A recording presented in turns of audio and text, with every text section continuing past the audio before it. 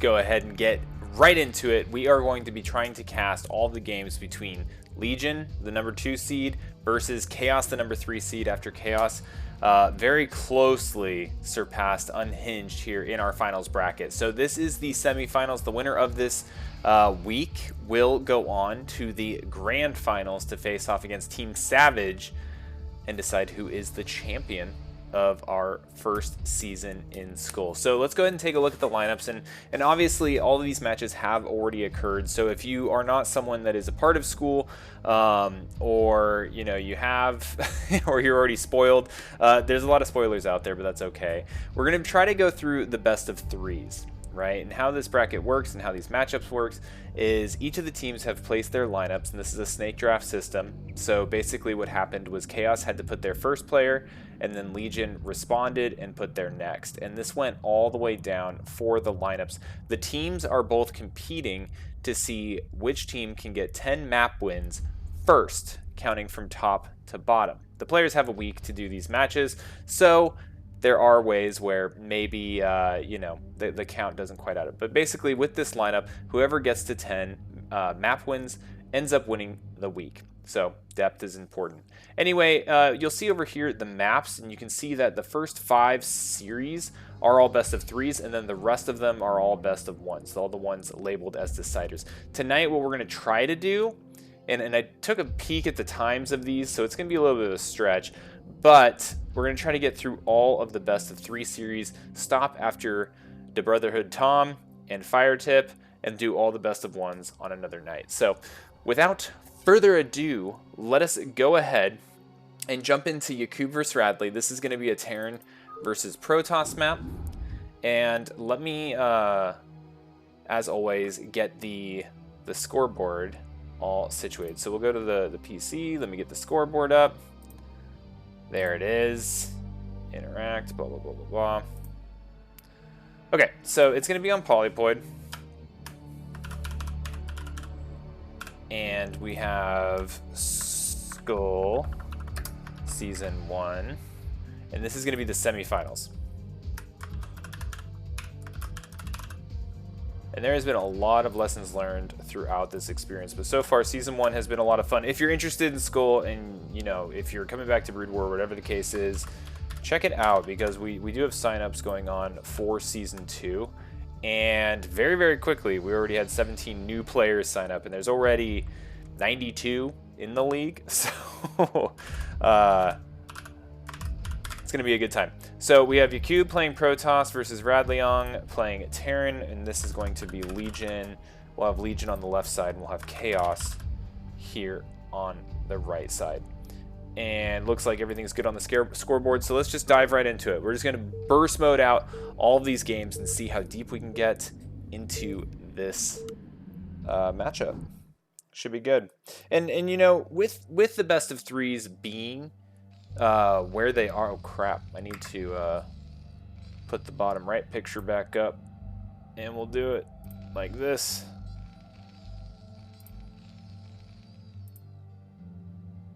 Okay, cool. Anyway, what I was saying is, because of the way that, the teams are competing for 10 map wins, and there are 5 best of 3s, and then the rest are best of 1s, both teams are very incentivized to put their best players up in the best of 3 series, and that's what we're going to be seeing here. We're going to be seeing Radleong versus Yakub, both players very, very strong, and they did do top versus bottom. So up here in the top right on Polypoid, we've got Radleong as our red Terran, and we've got Yakub down here in the bottom left as our blue Protoss.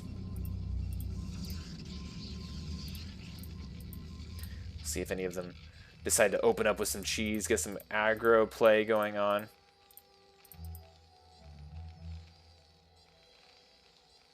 I don't know Radleong's play too much. I have seen a few of his games. I think I've casted a couple of them. But you can tell that both of these players are familiar with each other. Yakub's reaching out. Hey, did you play in IPSL qualifiers? Yes, he did indeed. Now, Yakub, I am a little bit more familiar with. He's been around SCU for quite a while. He's been competing in the level 3 brackets, I think, trying to shoot for some of that cash that we offer. Hey, there we go. And Radleong did qualify for the IPSL, which is Plat Esports. Not to be confused with plate sports.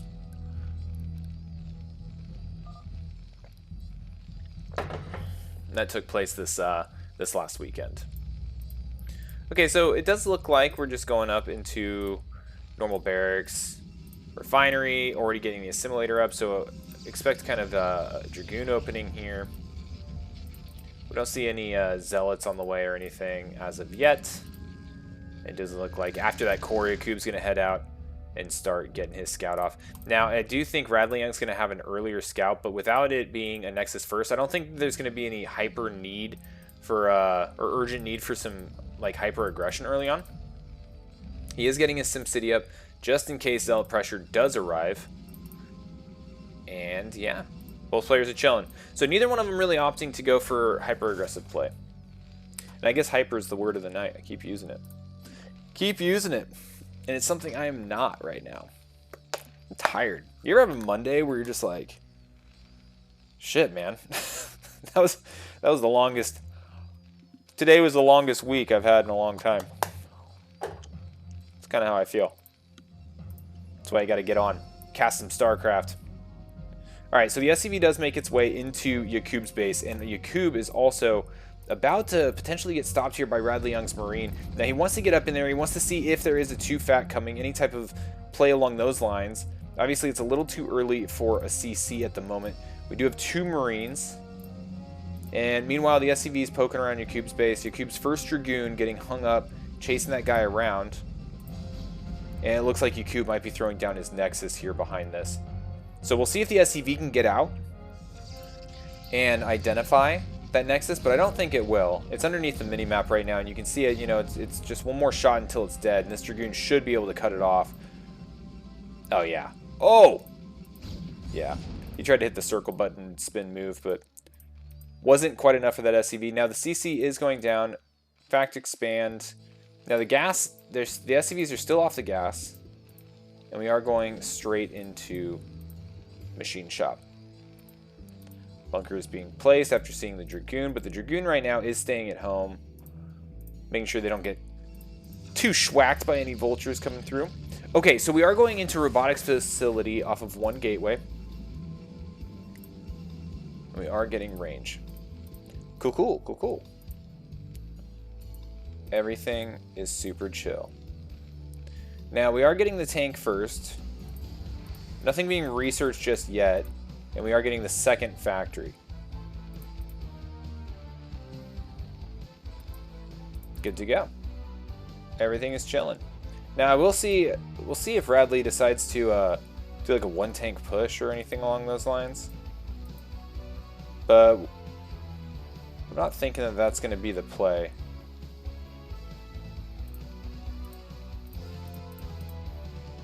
Anyway, back on the Protoss side, we are starting the beginnings of a pylon wall here at the Natural. Getting the second gateway. Getting the observatory. Not much to note. Now, we do have the armory going down. So, if in the event that there was going to be some shuttle play early on, I think that Radley is going to be popping out maybe just a couple safety Goliaths here. Getting the second machine shop. Definitely looking to go a little tank heavy right now. Yep, 3rd tank on the way. And you know, there might be a window where once the 3rd tank shows up, if he rallies some vultures, he might kind of turn this into, you know, a 2-fact-ish attack with that expansion.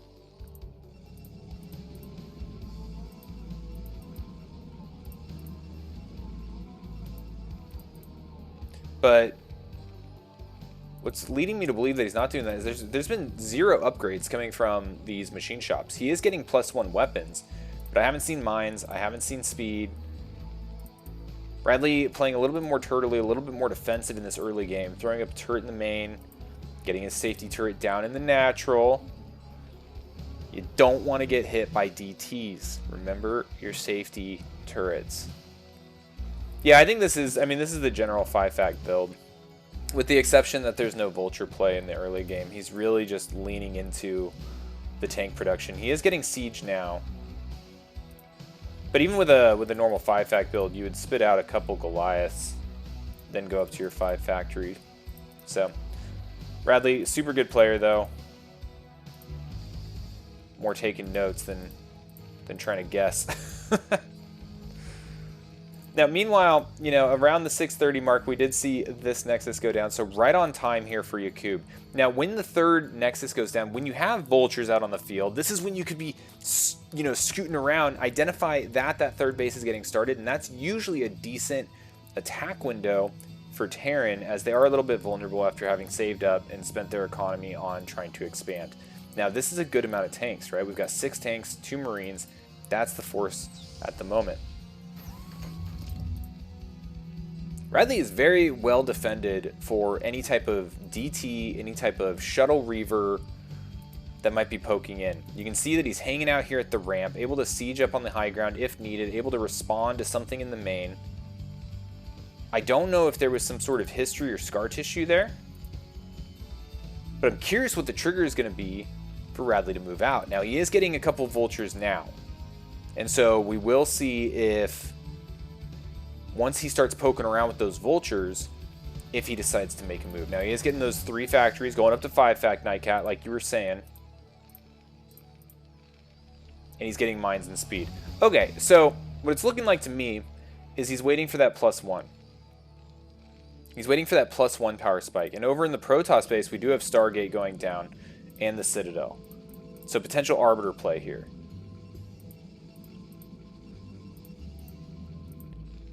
And I like the placement of these turrets in conjunction with his army, not just for defense, but just for limiting the visibility that the observers are going to be able to get.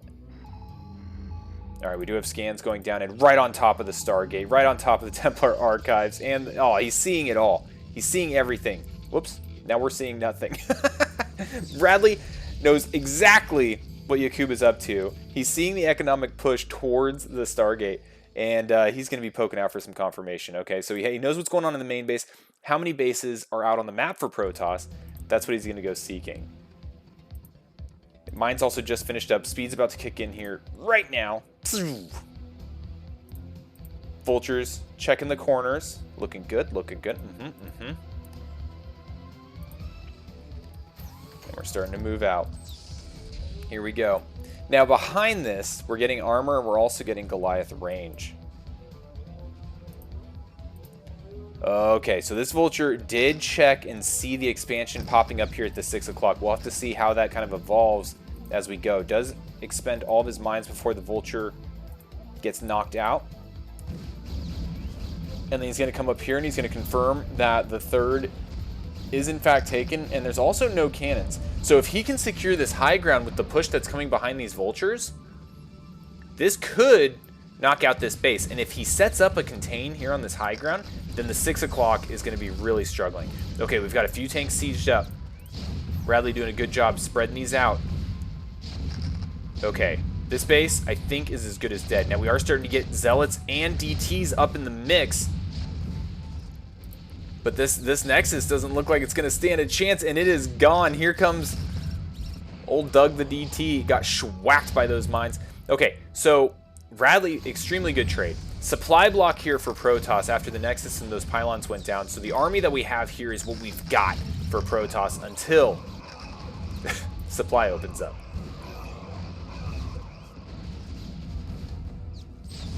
All right, big engagement. Right now, this is looking so good for Radley. Our Terran here is just walking through this third base, slowly creeping in towards the natural. Don't forget, he's still aware of this base, but I think he might be seeing red and realize that he can get in here and knock this out. And there's the GG. Yakub throws it in. Radley takes game numero 1. It's gonna be good. It's gonna be good, guys. These best of 3 series are gonna be bangers.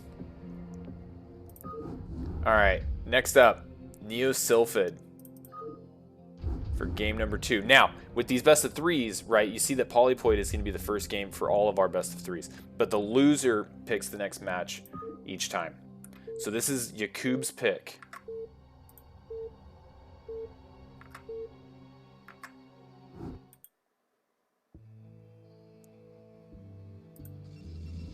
And we are on Neo Sylphid.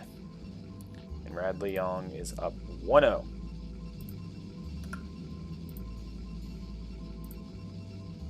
Very cool. All right, up here at the top, we've got Yakub, Blue Protoss. Down here in the bottom right, we've got Radleong, who, as we know from the chatter last game, qualified for IPSL. Which, if you don't watch, you should check it out. It's good times. Good times. So last weekend, the qualifiers were going down for it with Aaron Nanak, who hosts and runs it, commentating with Ozzy. So check out those VODs. There were some good games. All right, now I want to see more of Radleong's TVP. That was a cool push. It was just kind of like a 5-fact push, but what felt different was just the pure tank early on. And because he didn't have the map knowledge and awareness that the vultures were providing him, he had to play a little bit more defensive. So he was throwing up those turrets. He was sieging in his main and natural, and doing a really good job of keeping the observers out of his base. And as we saw, that culminated in a gigantic push that just couldn't be held once he saw that that fourth base was going down and the Stargate was getting started. So he saw the vulnerability and kind of pounced on it. Now Yakub last game did kind of, a Dragoon opener, and I don't know, maybe greedy. I don't know if that fourth base was on time or not. I didn't check the clock, but third base went up right on time.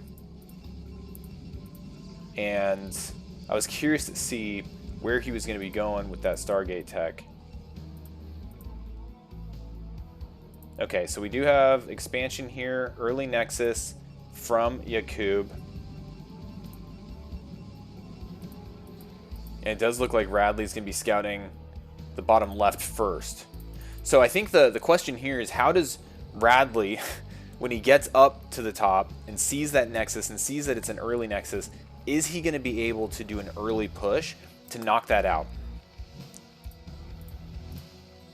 And I think if he plays with the same build that he kind of did last time, maybe not. But we have the factory, we have the guys coming off gas, so it looks like a factory expand is the plan again.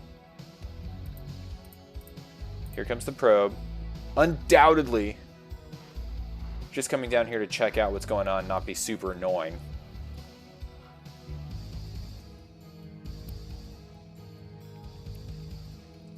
All right, first Marine's out. It's going to push him back. See, look at that. Called it. Wasn't annoying at all. Just poked in and was like, yep. There's Terran. Sure enough. And just went back home. Now the SCV is going to be coming in here. He sees the probe transfer, sees that the Nexus just finished at around 3 minutes. So he knows it was mega early. And he's going to be able to see the Zealot come out. And you can see, right, how I was talking, how is the reaction going to be from Radley when he sees the early Nexus timing? And you can see he's running 2 Marines straight across the map. Now, unfortunately, he does lose the SCV. Yakub, concerned that there's going to be early pressure because of that Nexus going up and it being spotted, decides to throw down a cannon. Now, instead of pulling the boys, Radley is pulling his Marines back home, grouping them up with the Vulture that came out, and throwing down his own CC. So I don't think this is obviously not going to be a full commit. There's not SCVs going to maybe build a bunker or something or anything like that to add additional pressure here up front. I say that, but I don't know where this guy's going. He's definitely not going up to the top. And we'll see if we can get a free Zealot here for Radley. Ooh. He just might. Oh, man. I think one more Vulture shot might have done it. But he's started with a soft contain here. Now, Yakub, not building military right now. He's trying to tech up. He's getting Dragoon range. He's getting his robotics facility. And he's getting a second gateway. Ooh, and a third. But Radley's not playing aggressive, right? Yakub is anticipating all this early aggression because he went Nexus first. But what Radley's doing is he's starting to take the map. 4.5 minutes. He throws down his third CC. Second one's not even done yet. Getting a second factory. Right now, I like this position. I like this position for Radley a lot. But there's going to be a power spike here for Yakub. His economy is starting to hum, right? He's got 29 workers. He's been building on 2 Nexus for a little bit. Now the CC is now done, so we'll be able to catch up on that for our Terran player. But mines are complete. I don't know. I think with this gateway count, going up to 4 gateway this early after the 2 Nexus, once the Observer pops and he can start clearing these mines, I think we're going to see a little bit of a push here from our Protoss player. Now the Marines are heading home. I think Radley's doing this because, hey, like, they're just going to get schwacked if they hang out with the mines and the Vulture. But back home, they can shoot at shuttles. If a future turret detects an observer, they can help pop that out of the sky real quick. So I think this makes sense. They're more valuable at home. They're not going to do much against this. Which, like I said, right? Like, he's going to start powering up with his army pretty fast. Now we've sent 4 SCVs over here to the 3rd base. Get that saturated. And if... I was like, what do I hear shooting? And if Radley can hold out against this upcoming Protoss push, I think he'll be in an okay spot. But I think that's going to be the big decider. So we are pumping 4 Dragoons at a time. And here they go. They're starting their walk. The Observer was the trigger. It came out. It saw the mines. Killed the Vulture. Cleared the mines. And they're on their way. We've got 3 tanks and a handful of Marines. The bunker's getting started. We have the barracks lifted. Maybe plop that on top. Make it hard to target. And we're getting siege mode now. Now, are they going to get here before siege mode? I don't know. Yakub needs to not stop moving. He needs to just go. Go, go, go. Now we're at 7 minutes. Yakub likes to take that 3rd base. It goes down. How many do we have here? Okay, we've got 9 Dragoons. It takes 8 Dragoon shots to kill a tank. But we've got 4 here. Siege almost complete. It's not going to quite get here before siege. So I think he's going to be fine. Barracks eating some shots. This is actually good. It's wasting a lot of time with those Dragoons. It's allowing him to get a siege up, not having to worry about repairing this bunker. Looks good. Now this ninja base, completely undefended, and this Observer is undoubtedly going to go find it. First, he's peeking down here. This is another expansion. This is another expansion. We'll see if the Observer keeps on observing. And heading over here to the left, it looks like he is. Very disciplined scouting here from Yakub, and I think it's going to pay off big time, because if he identifies this base, it's dead. Like, there's nothing Radley's going to be able to do to stop it. And there it is. Red on the mini-map. We'll see what he sends. We'll see if he sends this, or if he just brings what he has at home down to the bottom left. It looks like he's going to take his second portion of his army. Send a few Dragoons down there to the bottom left. And here comes the evacuation. Yeah, SCVs are getting the heck out of Dodge. He knows he's been spotted. He's going to try to get as much gas as he can, and he's going to float away. I like that move. Now, back home, for Radley, he was able to kill a Dragoon and start pushing this away. He brought these tanks out here. This is a nice little escort for these SCVs, but I'm a little worried. Like, this is a lot of tanks, but there's no supporting units. There's no Vultures or anything. Now, lucky for him, it's mostly a Dragoon force. But if we start seeing rounds of Zealots like this, Yakub might be in a very strong position. Look at this. Gateway explosion. That's 8 gateways right there. A 9th right there.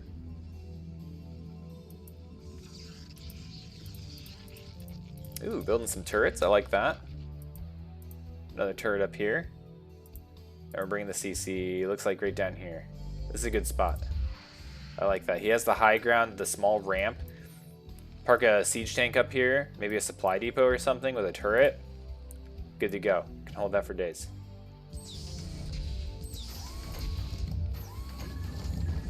Oh, this Observer is going to get smoked. Okay, so it gets popped, but Protoss knows where the siege tanks are. So Radley right now trying to seal this area off. If you go from kind of like this elevated piece to this elevated piece, you can safely take this base and this base. And you can see him as well, you know, starting to build out in this area. I imagine this might become some sort of wall or something like that. Safely take that. Now he hasn't expanded here yet, but this one is a little bit vulnerable to attacks from the north. Now here comes a big push, a lot of zealots, and this is what kind of the weakness is. Now we do have some vulture support now, but we got to be careful about these mines. And oh, that drag kills most of the vultures. The tanks are getting smoked right now. Yakub is rolling through this central position. Now which way is he going to go? Is he going to go to the natural? Is he going to split off? Looks like he's going to go for the kill shot. He's going straight for the natural, and there's only one tank here. Mine drag knocks it out. And I don't know if Radley can come back from this. Right now what he has producing is 5 vultures and 2 tanks. Now the repair here is insane. Holy crap. Swarming this with SCVs, and they're listening. This not only helps keep the bunker alive with the Marines in it shooting, but it prevents the Zealots from actually getting surface area to attack. Alright, Mine's doing a good job with the vultures of killing a bunch of Zealots here. And if Radley holds this, it's going to be really tight. It's going to be really close. Unfortunate mine drag. And we lost a lot of SCVs. We're down to 35 SCVs now. And we've got vultures in a dream. But we've got more vultures on the way. And a tank. Okay, so SCV's leading the way. I like this move. They're there to repair the tank, but also just be a body blocker. Now, unfortunately, did lose the CC. But it looks like Radley Young's going to fight, or live to fight another day. Now, there is a whole other Protoss army that has been reconstituted back home. So we'll see what Yakub ends up doing with that. If he's going to push straight down here or maintain the contain and find this base. He knows that CC's somewhere. He knows he didn't kill it. But I don't think he's identified where it's ended up. And he's sending some zealots out to go poke around.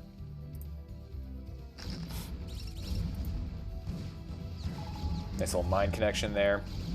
Bradley trying to push these Protoss off his lawn. Doing a really good job about it too. Trying to plant some mines in the retreating path.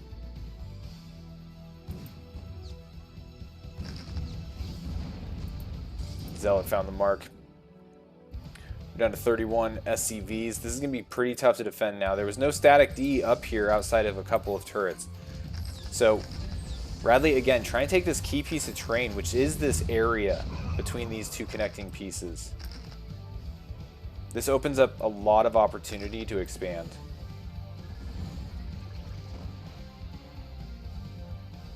Okay, meanwhile for Protoss, our 163 supply Protoss up against our 67 supply Terran.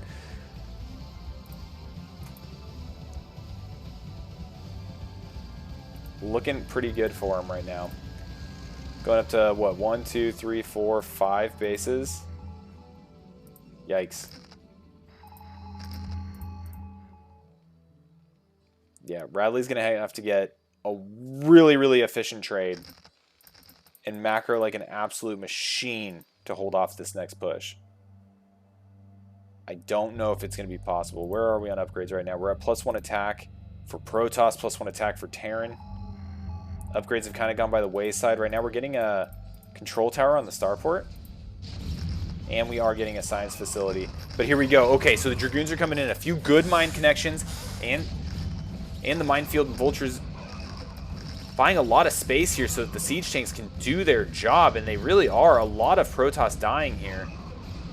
But there still might just be too much. Now, we haven't seen a big storm connection. But I'm waiting for it. Where's that storm? It looks like Yakub might just be saving it. No, he drops it right on top of that pretty much already dead tank. And the Dragoons are just going to overwhelm. Okay, so he retakes that central area. Back home. Pretty much just mines here to defend for Radley. He's trying to do what he can. Don't know why this probe is here. Just hanging out. And Yakub knows that, okay, it's a win condition if he can take out this 7 o'clock base. So he comes up here, he's shredding the SCVs down to 34 after just rebuilding from the last attack too. Super frustrating. I'm gonna try to snipe this in. Oh, nice snipe on the High Templar. The vultures are going overtime right now. They are trying their darndest. Where'd that SCV or the CC go? There it is. Okay, so it did survive. The 7 o'clock CC did survive that. But this Dragoon pretty much by himself is probably going to clear this up. We'll see if some vultures get redirected that way. But yeah, I mean, Radley's really playing from the back foot here. He has not breached, 70 supply in a long time. Meanwhile, Yakub firing on all cylinders. He's got all 5 of his bases up and running. Still hasn't even mined out of his main. He's just been transferring probes all over the place. Sitting at 70 probes at the moment. And here comes another huge gateway force. Zealots clearing a ton of mines. Okay, now Radley trying to defend his third, getting it closer and closer to home. These expansions started all the way over here, then came here, and now we're going here. Now the bummer about this one, there's no gas, but any little bit will help right now. And it looks like Yakub's gonna be able to take this one out as well. Big storm on the bridge. That's really rough. CC gonna go down. It's heartbreaking for our Terran player. Oh, but it's surviving. Not quite. Nope. Just kidding. Alright, so trying to lay mines around where reinforcements would come from. And now we've got this cornered Protoss army. Can these tanks knock them out? Dragoons trying to cross the bridge, trying to go up north. The mines are doing a pretty good job of keeping these guys weakened, so the siege tanks can just finish them off. But Yakub did find a small area where you could thread them and get them back to safety. And here we go. Round 5.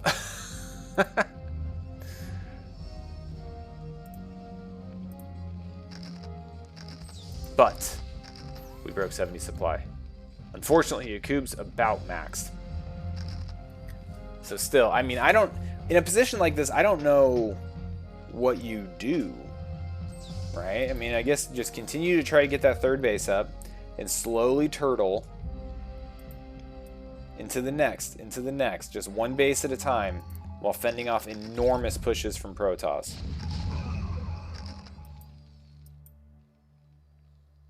As far as upgrades, we are at 1-1 now for Protoss. We're still at 1-0 for Terran. We do have +2 and +1 armor on the way. And that'll definitely help a good amount. But we just need more. We just need more. And right now, Yakub is just completely outproducing. Another base going up down in the bottom left main as well. And this might just be it. Zealots charging in, getting on top of the tanks after clearing a bunch of mines. Oh, no! This storm can be huge. It is. It kills a tank, a bunch of vultures. There's nothing left, man. There's nothing left.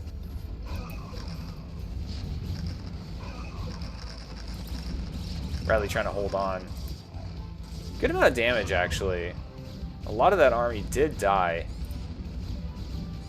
Oh, God. But here comes the freaking Club of G House. And there's the GG from Radley.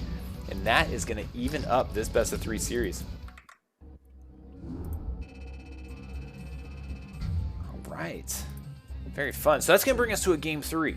And so, loser choice. Radley gets to pick the third and final game between these two players, which is just the very first one. Oh, it's going to be a long night, guys. All right. Next up, we've got Jane Doe. Because some people pick that map. So with Jane Doe being picked, I am curious to see what kind of strategy Radley has for it. I feel like you don't pick this unless you have a reason.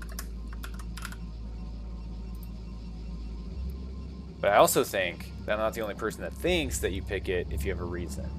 So if there's cheese, you're probably going to think, hey, this dude picked Jane Doe.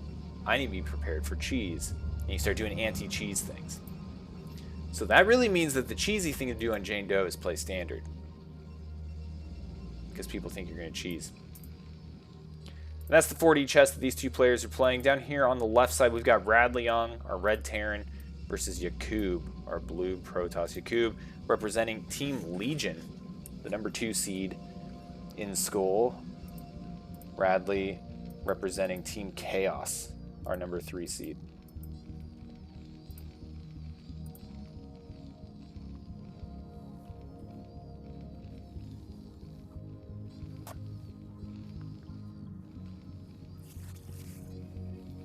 Slapping down a supply depot over here by the ramp. Now this ramp and the Marine and the Medic, it's so funny because that's what makes this map So ridiculous. Are these two freaking little add-ons here with the Marine and the Medic? And then the fact that you have very accessible and tough to attack third base. But this map is just so interesting. It's a tough nut to crack. And looking at the mining and the fact that we haven't seen a barracks yet leads me to believe that Radley has prepared a CC first build, right? An early CC build. I think it can go down once this guy pops out at 13 supply. So we'll see. Yeah, it looks like he's going to be going straight south, getting that CC first. We are having Nexus first as well, which we just saw Yakub do on Neosilphid. There it is. The CC in all of its glory.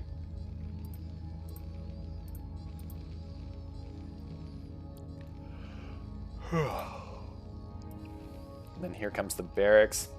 And now something you can do, right, is the reason why I just love these guys and just love seeing like what random little things you can see abused by it. You can just like lift a building and put it over them. And it's really kind of a pain in the butt to get through because you can't target them. Right? So if you leave these here and you float a building over on top of it, it eliminates a good amount of cheese that might come from your ramp. You can also use the barracks, float it over, so you can see a mineral patch and then mineral walk an SCV through it. Just fun little things.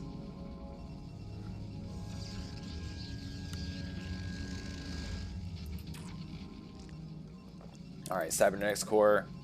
Now, what we've seen potential of the past two games, well, I guess we haven't really seen potential of it, but I guess what we haven't seen from Yakub the past couple of games is any type of shuttle play. We haven't seen any shuttle play. But I think that this map particularly is going to be good for shuttle play, and especially Arbiters, which we saw him going towards in Game 1, but it never got fully there. Radley killed him just right before he was able to really, pedal to the metal on that. So I'm curious. I'm going to keep an eye out for that. Now, the probe did come up, kill the Marine, and is now in the base. And so seeing the lack of stuff, he knows that it's probably a CC. And now he definitely knows. First Marine out, factory getting completed.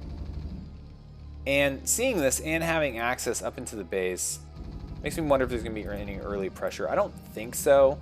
He's going one Dragoon as opposed to any type of early Zealot pressure. So going to get that range, going to get the Goon.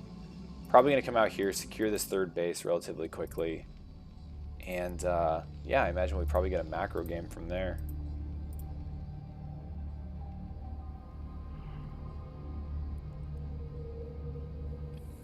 Oh, I like this. Okay, so buildable terrain up here, right?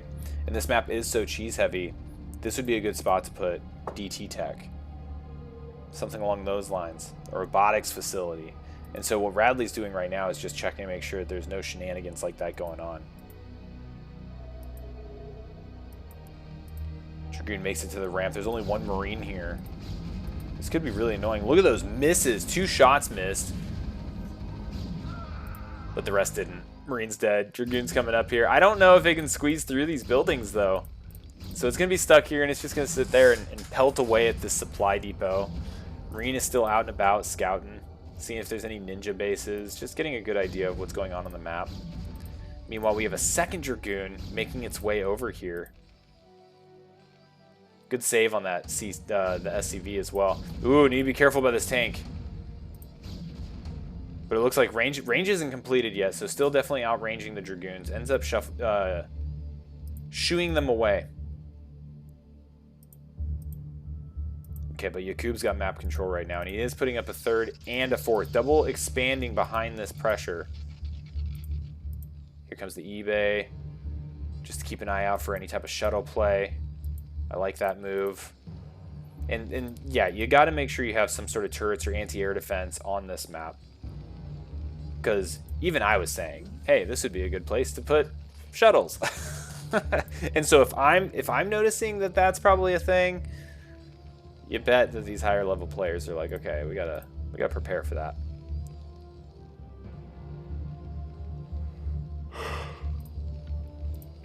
Do we have siege? We should. All right, there's siege. Moving out, we only have the one tank on the high ground, the other one here at the bottom of the ramp. So a little bit of a vulnerable position for the Terran right now, getting the third base up. Going to be getting a turret. We've only got 4 Dragoons out here. Now keep in mind, the army isn't very big for Yakub either, because he's been expanding like crazy. Third base, fourth base, all like fourth base almost done at 6:30. It's insanity. It's crazy. This Marine has just walked the whole map and bebopped his happy little ass all the way into the probe mineral line, the Protoss mineral line. So completely full scout. Not sure if he saw the Stargate. Maybe. Saw the gateway explosion. Also not sure if he saw the Templar archives. But again, the potential for arbiters. Big ass recall. Tough recall defense back here. So we are getting a starport of our own for Terran. Getting second machine shop. I imagine we're going to see a good amount of potentially Goliaths coming out. I don't know. Let's see. We're seeing a little bit more turrets placed around the ring of the main base.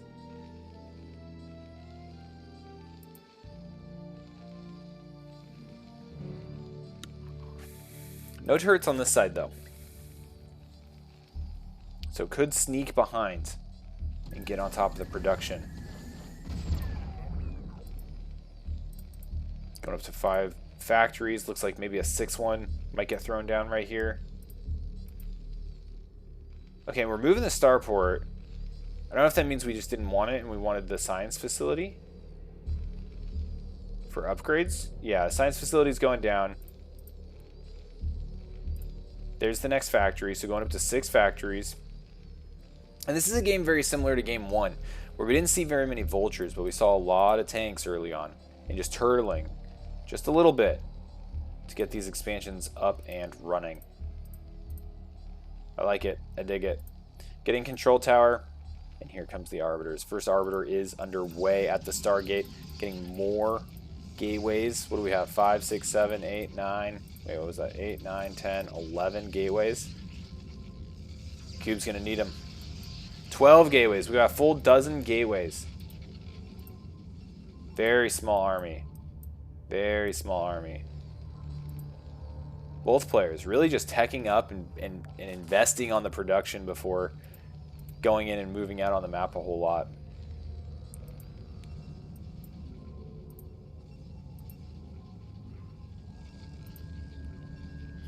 I kind of wish you'd just kill this medic. Might be intentional, though. Prevent, like, vultures getting up in his base, but Dragoons are stupid enough as it is. Looks like a potential 5th base. Maybe? No. Yes. Putting down the pylon wall.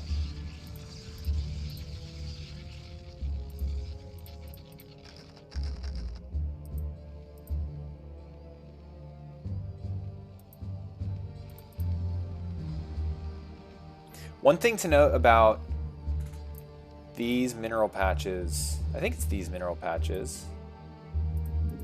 Yeah, there's a gas right here, right? So there's 40 minerals in that mineral patch, and you have to take the minerals back every time.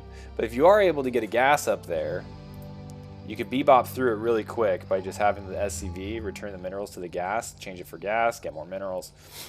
Just another small little thing on this map. But I haven't really seen these areas, these back areas, abused a whole lot. But either way, 5th base going down for Protoss. Another pylon out here, just kind of a spotting pylon. Another one right here as well.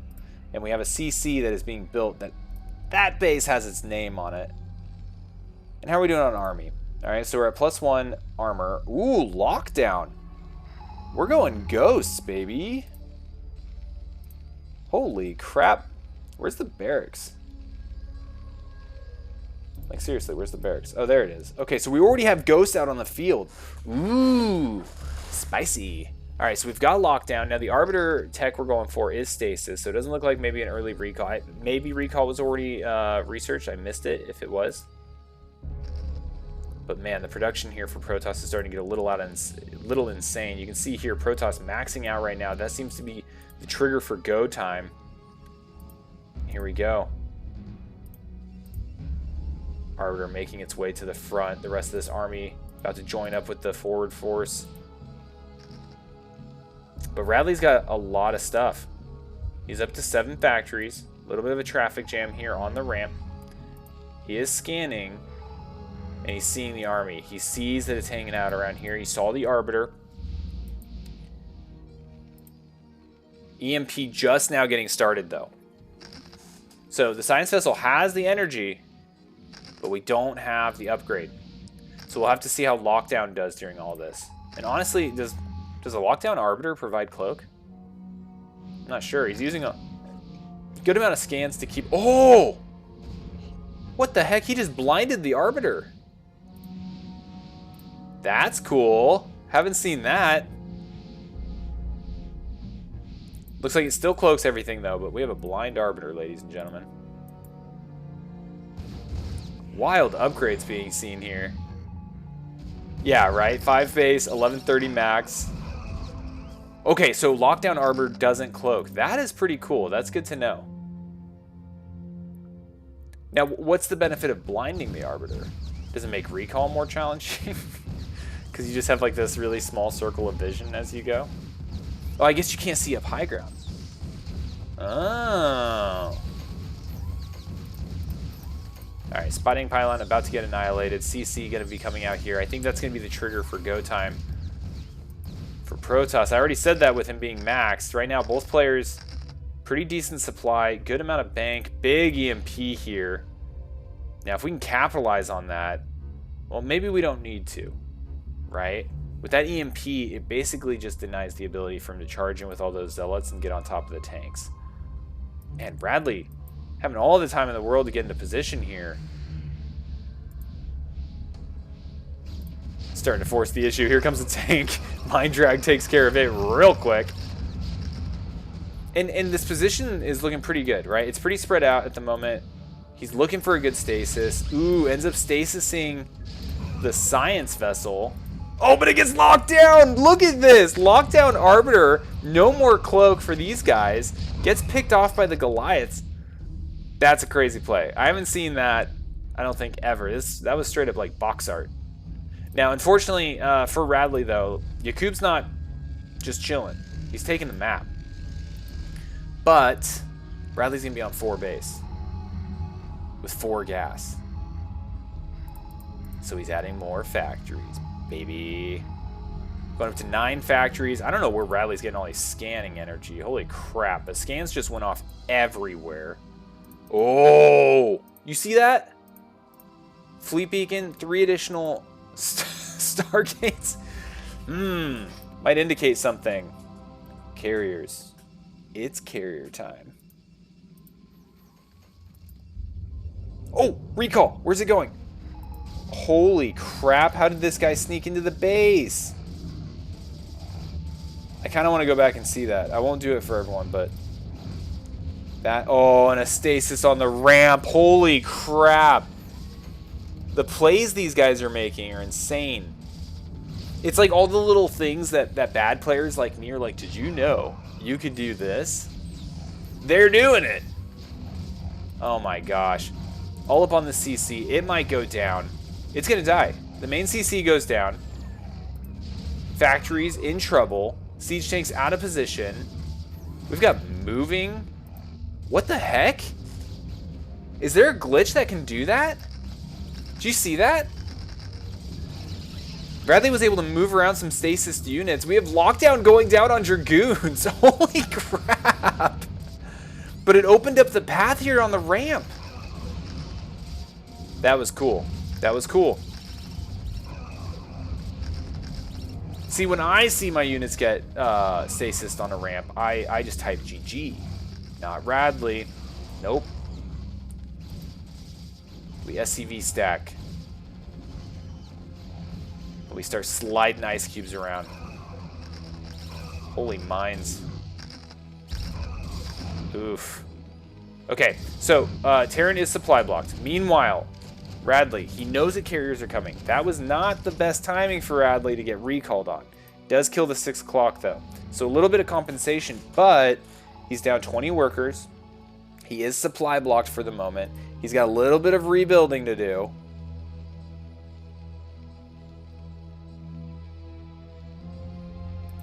You can stasis a mining worker on ramp to prevent it. Interesting.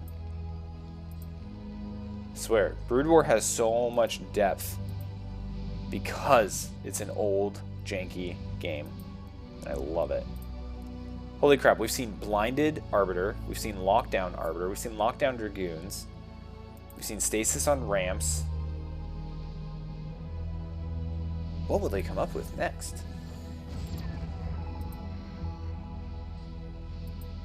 Okay, so now we're kind of back where we were originally. The difference being Yakub has a lot more money than Radley at the moment. Another lockdown on the Dragoon. The Zealots are getting on top of these tanks. Big stasis there on the north side of this. Oh my, storms. Oh, I can make it. Oh, look at the goon juice on that one. Holy crap, holy. Now, both players going tit for tat here, right? So we've gone down about 50 supply for both players. Lockdown on the Arbiter again.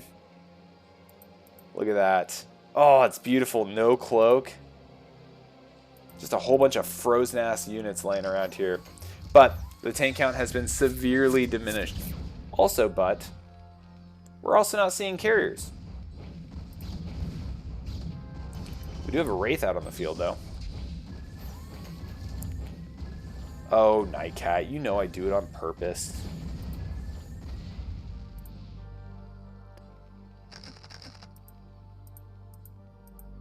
It reminds me of, gosh, what the heck is that podcast name?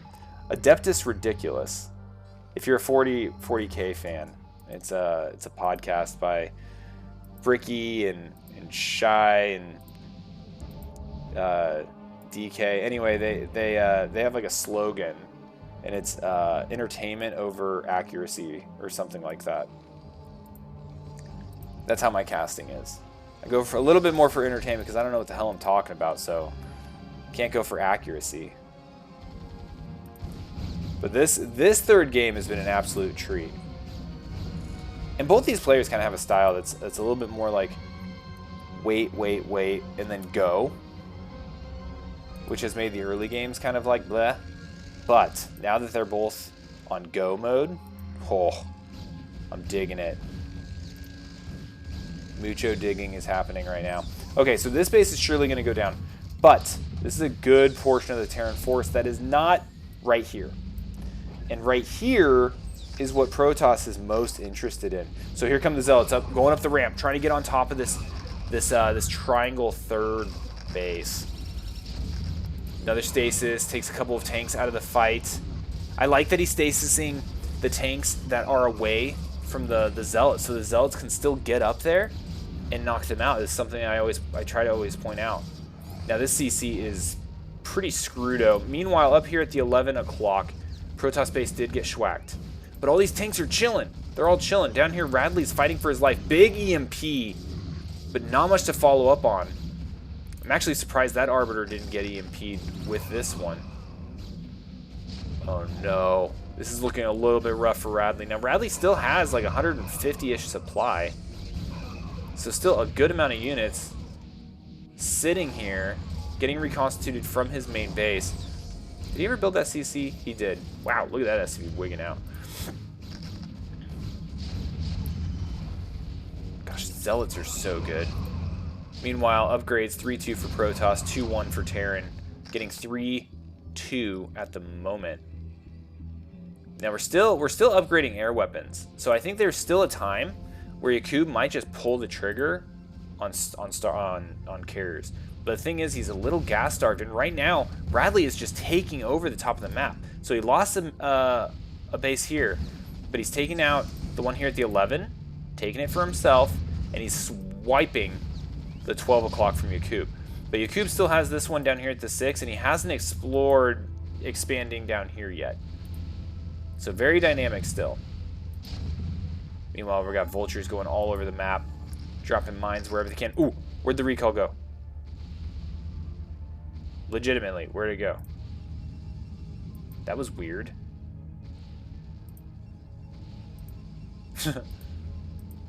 Where'd the recall go, bro? You saw that, right? Like, there was a recall thing there? Is that what happens when you recall and cancel, maybe? Okay.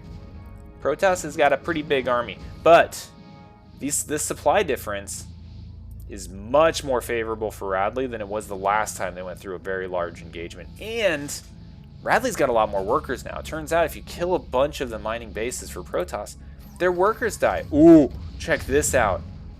Okay, in about 20 minutes, that thing will be dead. Now back over here, Protoss is starting to move in on the natural again. Big, wide front here for both players. Oh man, Protoss is so clumped up here. Right now, I'm liking the trade for Radley, but does he have enough to maintain it and keep this all at bay? Big EMP on the Arbiter. No stasis is coming anytime soon. But man, he's going to be able to kill everything here on the high ground. He's moving into the natural. Going to kill this factory. Now, this base isn't mining, and, well, I guess it is serving as the drop-off point for up here at 11 o'clock, unfortunately. Why'd this lift off? Is that where the recall went? Like, what happened up there that made this occur? I missed it. Bunch of tanks up here in the main. Ooh, my gosh, just puddles and puddles of it. Holy crap. Meanwhile, 40 supply differential for Protoss. Now up here, I want to point out, Radley's not sitting idle. He's knocking out another base of Protoss. We got Zealots up in the mix, pretending to be SCVs, poking them in the back. Radley's going to hold. Radley's going to hold. Maybe. It's a lot of mines. I don't think that Zealot's going to make it. Okay, we're losing a lot of SCVs to this. Earlier, before this engagement, Radley was up SCVs.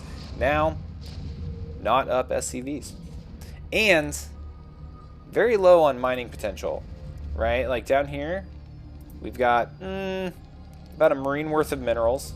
Got some more here in the main, but mined out / dead. Gone, which is weird, right? That just like took off. I feel like he was trying to protect it, but that was kind of not how it went down.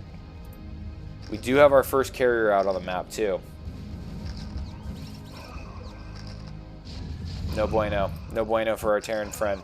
I think this was an absolute banger of a game, but I think Protoss probably has this sealed up in a nice bow, especially with carriers hitting the field. Now, they do have to get their interceptors up and running, but it's not like Yakub's broke.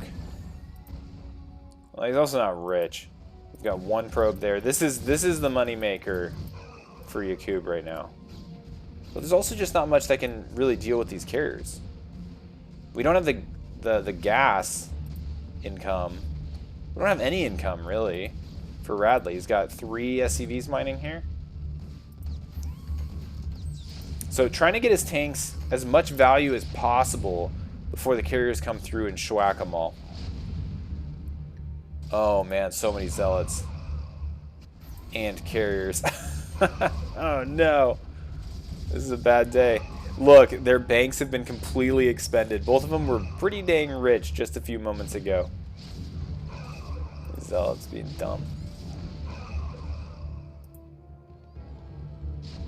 And look at Radley sitting at 55 supply. I don't think this is going to be recoverable. All the production in the world, but we just don't have the money.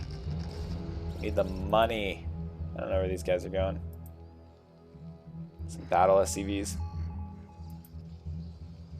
Okay, now these carriers are about to jump on top of a ton of turrets. The turret's going to be able to shoot down these interceptors pretty well. Yeah, you can see that. They're just popping them out of the sky. So, Radley might be able to delay this a little bit. There's a lot going on here. And Protoss is still making money.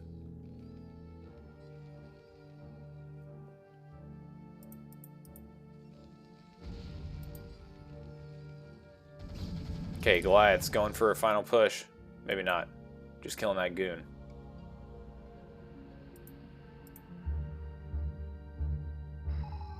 An unfortunate spot for a mine to be placed when the pathing kind of works that way. Up, up, up!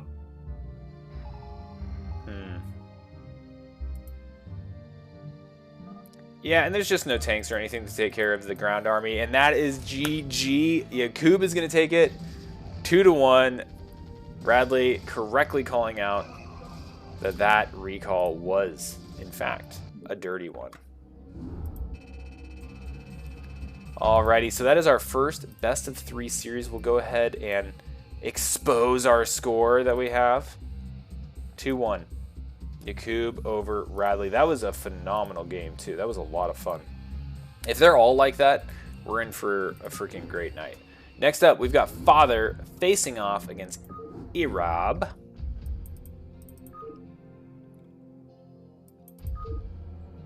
Okay. All right, so Father is Terran. Irab is Protoss. And we are going to be on Polypoid.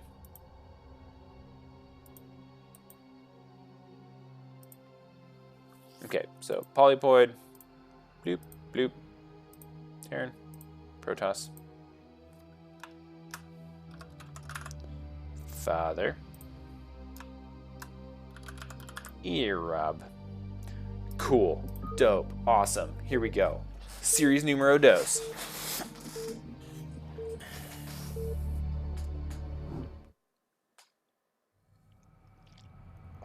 And my tea is cold. Alright, they didn't top versus bottom, so we're going to deal with these colors. Very toothpastey. We've got our pink Protoss Irab, representing Team Chaos down here in the bottom right. And then Father, our teal Terran, representing Team Legion in the bottom left. So I guess we're going to be opening up with a lot of TVP today. Or PVT, depending on how you look at it. What perspective you hold.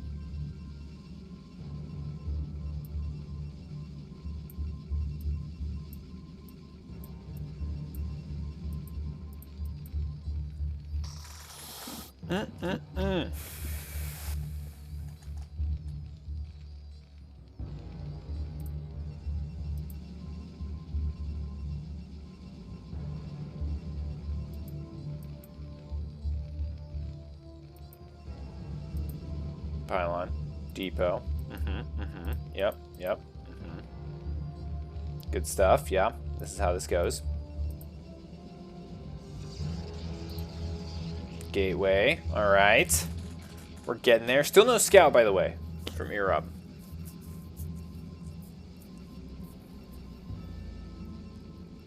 See if he throws down a simulator.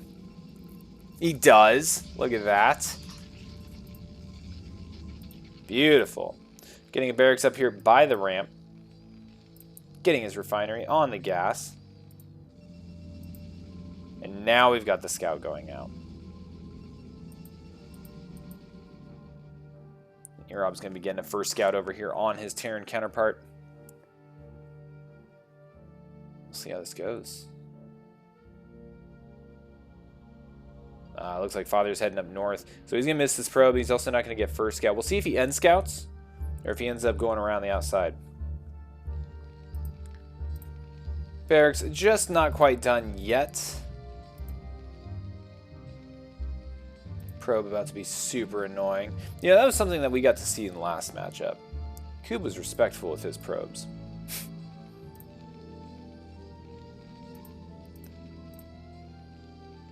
Alright, we've got the anti-zealot SimCity going on right here. Now, because of the early scout, we're still not seeing zealot. We are going cybernetics core. And we're going straight into goons, baby. So, first marine is out. Trying to shoot away the probe. Got it. Now, are we going to end scout? It looks like we might be. We are indeed. So, it looks like Father is going to be scouting next. What's he going to see? He's going to see there's no nexus. He's going to see that goons are starting. Basically, when this SCV shows up, it's going to run straight into that goon.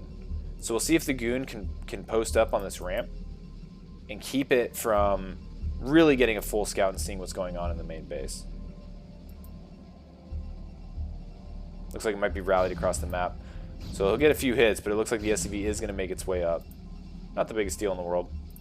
But he's going to see that there's range. He's going to see this one gate. Cool. Got it. Probe is still alive, hanging out. 3 Marines are going down, and it is expansion time. Here comes Father's SCV to do so. Is he going to throw bunker down first? No, he's going to go and expand. Okay. Vulture is showing up. Able to get 1 shot from the high ground. Ooh, the body block. Holy crap. Nice move there by Father. Still not going to be quite an... Oh, no. The Dragoon stopped. Another body block happening again. If these Marines get on top of this Dragoon, it is gone. Okay, it does survive, but it is severely wounded. That was a nice little micro there from Father. Now, meanwhile, he's going to take that Vulture, start getting out on the map, prepare for a potential run-by opportunity this direction. He might wait for mines, start plopping some of those down.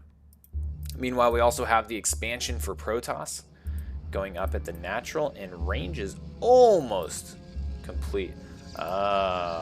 Dirty dog. We got Citadel going down. We got a robotics facility going down. I smell a DT drop. That's what I smell.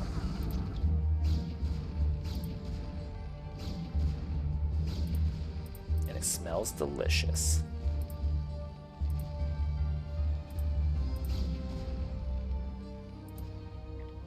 Okay, so the scouting SCV finally dies.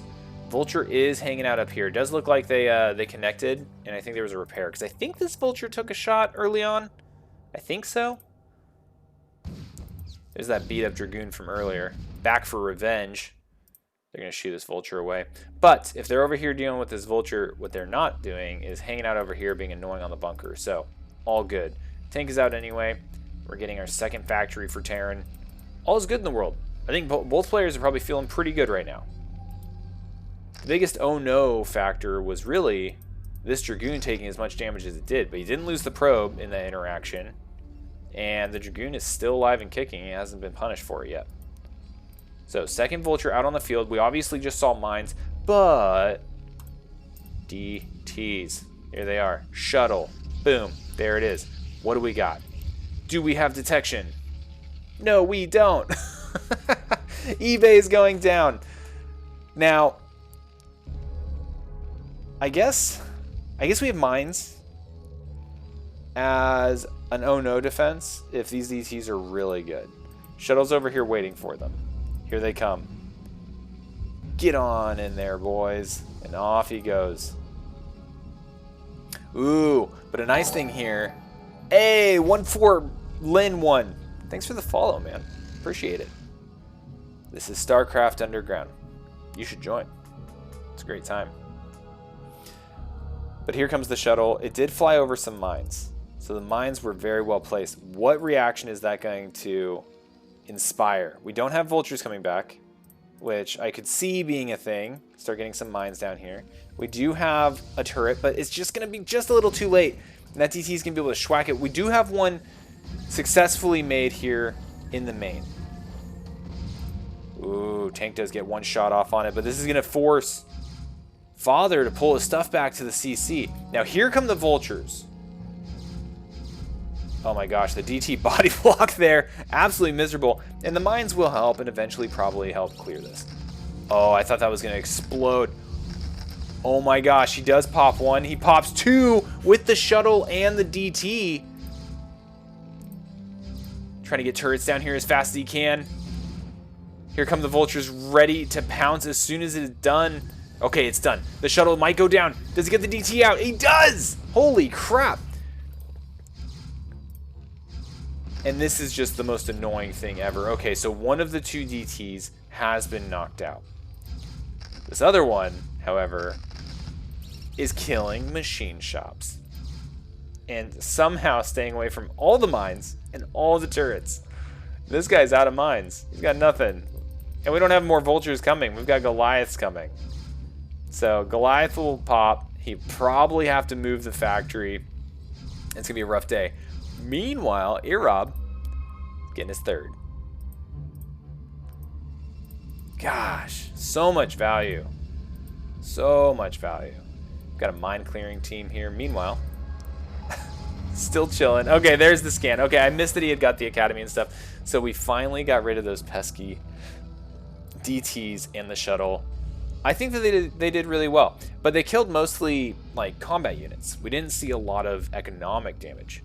So we're still sitting okay. We're behind 7 workers, but overall, that was all right. We're behind as Terran, but it's not like insurmountable. Yo, Blitz! Thanks, man. All right. Okay, so I really like Father's mine placement everywhere. I mean, first of all, it caught the shuttle. And second of all, he's just going to have really good eyes on any expansion opportunities that are trying to be taken by our Protoss player. Looks like Protoss is really focusing on just hunkering down here, getting his 3rd up. But he's going to want to go up to a 4th here, I think, faster, sooner rather than later. Particularly because this is a mineral only.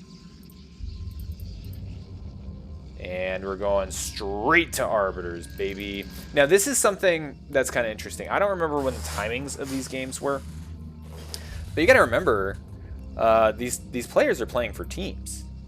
And the teams talk. And not only do the teams talk, and they all know each other, and they play in other events like CSL, IPSL, BSL, all these SLs. In SCU, there's a bunch of brackets all the time, and all of the replays are saved. So each of these players have tons of access to how each other plays, and they have practice partners to go through with. So anyway, I don't know. This just seems very similar to kind of how Yakub was approaching it, with the exception of the DTs. And I don't think that's an accident. It's basically all I'm saying. One way or the other. Like I said, I don't remember which games were played first.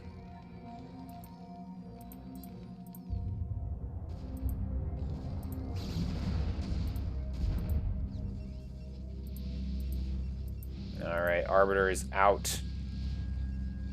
It does look like Erov had done a little bit of diligence trying to kill some of the mines around the area. He's taking these mines out. Whoa, where the heck? Oh, okay, so that's why we saw combat going on down here. I missed that drop entirely because this color looks like minerals. I can't shift tab it because they're both yellow. They didn't do top versus bottom. So, missed that drop. My apologies. Father's taking his 3rd, feeling good about himself. Everyone's happy. Supplies aren't too bad. Worker counts aren't too bad. Protoss is getting their 4th. They've got an Arbiter. All right, maybe we're going to see some Vulture raids. Get the excitement going. Get the blood pumping a little bit. But not yet. Not yet. Got to put mines up here. I like this. Using this feature up against this wall seals this off. You know it's there. You know they can't go through. Oh, yeah, and the dropship lives, right? So, definitely more opportunities for Vulture drops because I was not taken out. Very cool. Might be able to knock out this probe if you really want to, but it looks like he might be going towards the main. But these Dragoons, oh, knocked it right out of the sky. No cannons here, though. So Father's going to take that opportunity. He's going to jump on it. But there's just too much here from Protoss. So the Vulture Raid doesn't do a ton of damage. Probably wasn't worth losing the dropship with the 4 Vultures inside. But that secondary bit did good job. And that Zealot right there was trying to kill all these mines and drag them. Because you can see them, right? The Observer's there. Vultures did a good job of delaying that movement. And we've got a whole F-ton of tanks chilling here at the 3rd. We've got 10. Which is plus or minus an F-ton. There's a lot of Zealots. Let's see how Father can hold this. Yeah, we do get a good scan. Knew the army was coming. Okay, now the tanks are starting to open up. Tanks are really far back, but that's not necessarily a bad thing. Oh my, stasis. Now them being clumped up for a stasis like that, less than ideal, for sure. But now, look, like all these stasis tanks, this is what I talk about all the time. Now they're like a wall. Now they're like a nice little bunker. Huge mine connection. Not so bad. Not so bad for Father. Father actually up in supply right now. See, all the Zealots have to run around the ice cubes. Alright, Science Vessel's out. Not quite enough for an EMP yet. I don't even know what that is. Arbiter energy being researched. No anti-air here. No detection either. Oh, I'm sorry. There is detection. Okay. Stasis wore off. Good mind drag. Oh, man. Now this Arbiter's going to be all annoying. Do we have any Goliaths right now? No. Do we have any making? No. That's okay. Okay, so fourth base is up and running now. It was kind of undergoing construction last time we looked at it with the drops. Fifth base up in the top right main. Also going down for Erob. But we might see a successful vulture raid up here. Now there's only one cannon. See if these vultures can knock it out. They do have +1 attack. Looks like we might be dropping mines, maybe not. No, we're jumping on this. Alright, so 2 cannons. He's going to kill the one that was getting built second, the one that had very little health. And look at this, the vulture's doing good work on the cannons. Cannons are just such, like, made of paper mache. But Nexus is not so much. It takes like 10,014 shots from a vulture to kill a Nexus. Which means there's still a chance. We'll come check back on this in like 20 minutes. But no need. They're going to get cleaned up here. And Protoss is going to have a 5th base. So, what is Father going to do about it?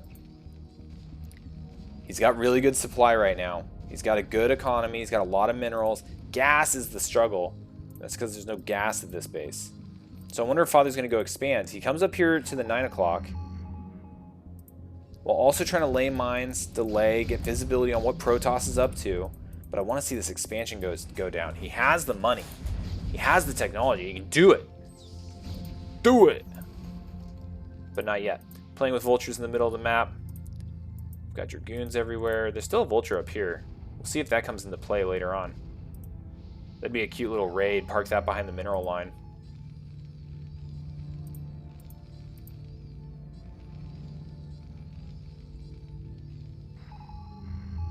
Okay, he's keeping an eye on this force. Nice little mine connection. Excelente. Still no expansion. Back over here. Ton of tanks. Ton of tanks. Now, we're not waiting on any type of upgrade right now, I don't think. We're at 2-0 for Terran. We're at 1-0 for our Protoss. Wonder what the trigger is here. Is it just max out? That might be the plan. Just max. Oh! Huge recall right on top of the tanks. Holy crap.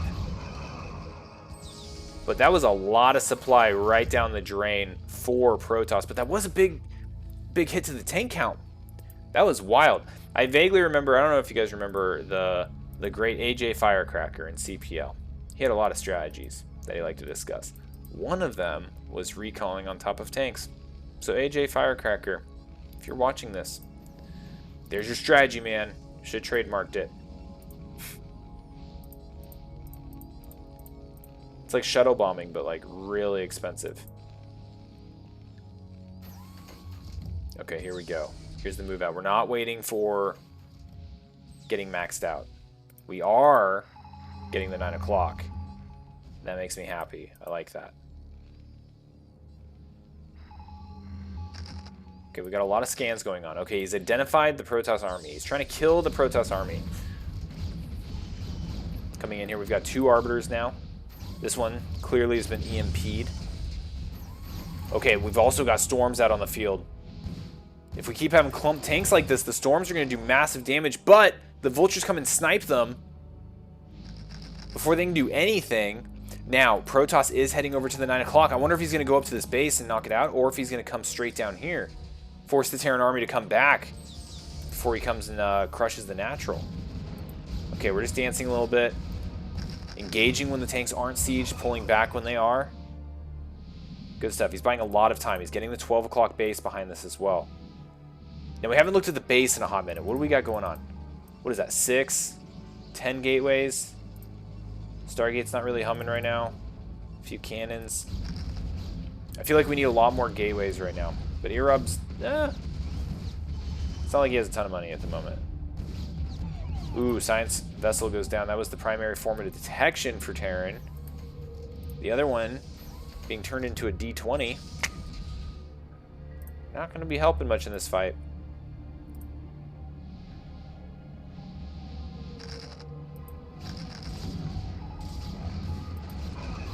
Man, Father's just got such good army control. Same with Erob. He's dancing. He's making the Terran take all the time in the world to kill this force. Because he's just reconstituting an army back here. He's making him move. He's making him get out of position. Right now he's dragging him away from the 12 o'clock where he's got a base going up. Meanwhile, Father's spending 200 APM sieging, unsieging, sieging, unsieging. Now this is good. He's even going to save the Arbiter. He's going to go back home with it. Alright, now he's got a whole grip of units again. Very cool. But right now, Father is ahead in supply. And those trades were very good for him. Like, he was chasing a retreating army, knocking it out, you know, doing attrition the whole time. Storms were good, killing a lot of these vultures. And Erob is just so good at backing up as soon as he sieges. He knows he can't fight that with this force right here. But what he can do... No, he's not going to full-on counter. He can't afford that. He'll lose this base and the natural if he does that. He still might. Like, there's so many tanks here. Okay, bunch of zealots. Good scan is going to go down and see everything and starts charging in. Ooh, the storms. Oh! Disgusting. Oh my gosh. We had so many tanks just a second ago.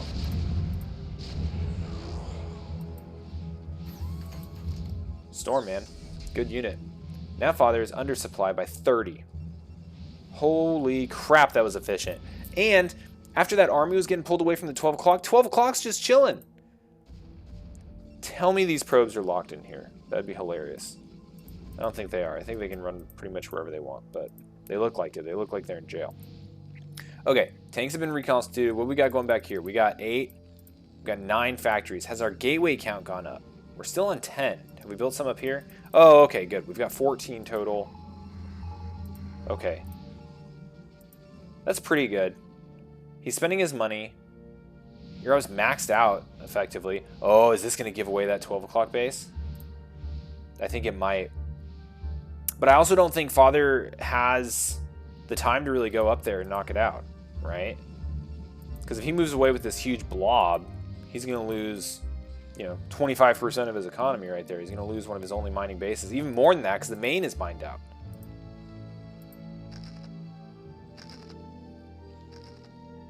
Okay, we're maxing out. As far as upgrades, we're at 2-0 for Terran. We're at 2-0 for Protoss. Oh man, this is looking pretty good for Erob, I think. Because he's about to get the 3rd corner on the map, I think. He came up here, he cleared it. We'll see how Father handles this. He's going to try to split the map, it looks like, a little bit. He is definitely playing around on the northern side. Okay, the Zealots have committed. He's going to try to pull back before the tank siege. Big sieges, big EMPs. 2-0 here has got shields. There's no giant stasis coming from that Arbiter. That was a really quick trigger finger there. Very good from Father. Meanwhile, Arbiter. Ooh, recall at the 9 o'clock. Meanwhile, we're still fighting over here. Army is out of position. What do we have at home to defend this? Not a ton. Not a lot. But this isn't the biggest army in the world. There were plenty of turrets. So the Arbiter didn't survive, which makes the fight a little bit more simple. But that means we have 1 mining base right now for Father, and it's this one. No gas. I mean, we've got this guy, right? There's like 1 SCV on it. So Father needs to do a lot of damage with this push. Going up to the top right. Ugh, Storm. There's a lot of units here. But we have, ooh, both science vessels, stasis, another storm on the ramp.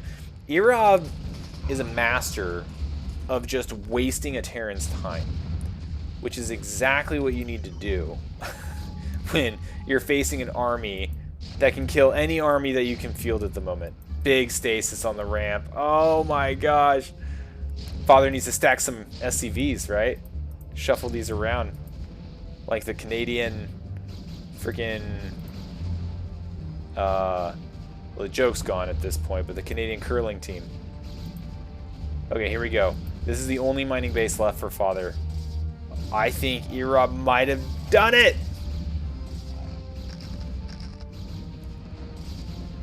The army's all stuck up here waiting for ice cubes.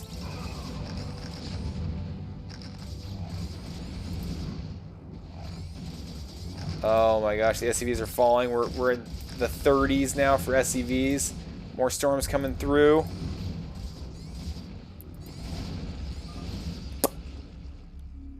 GG. Absolute banger. So good.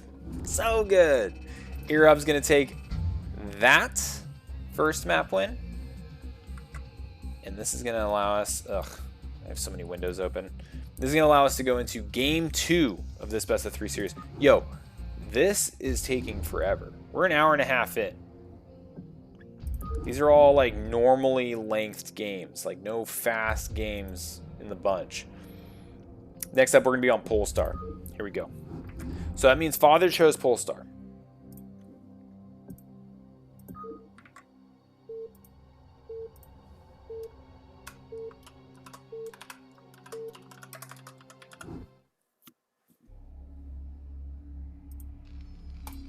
All right. Let's get after it. All right. Oh, they top bottom this time. They must have changed who was hosting it. Bottom right, representing Team Legion, is Father, our Blue Terran. Up in the top left, coming off the first map win, we've got Erob, representing Team Chaos.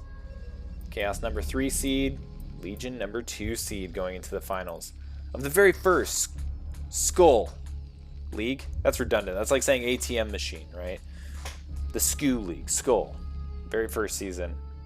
Season 2 signups are available now, by the way. So if you play Brood War, jump into the Discord server. Join a team, or rather get drafted by a team, and play against some of these awesome players. It's a good community. I'll go ahead and throw the Discord in here. I think the command still works. Yep, that one works. Does this one still work? Yep, that one works. Does this one still work? Ha! Beautiful. Beautiful. Alright, so, looks like we've got a forward gateway here from Erob. Same build so far from Father. What I mean by same build is like same kind of placement. He's putting his barracks up here by the ramp. He'll throw his supply depot here. I think that was Father that did that last game. I might be confusing it with Radley already. I've got the memory of like a goldfish. Like a dumb one too, like one that wasn't farm raised on organic fish food, you know? I'm like the one that's been sitting in a jar getting ping pong balls thrown out at a carnival.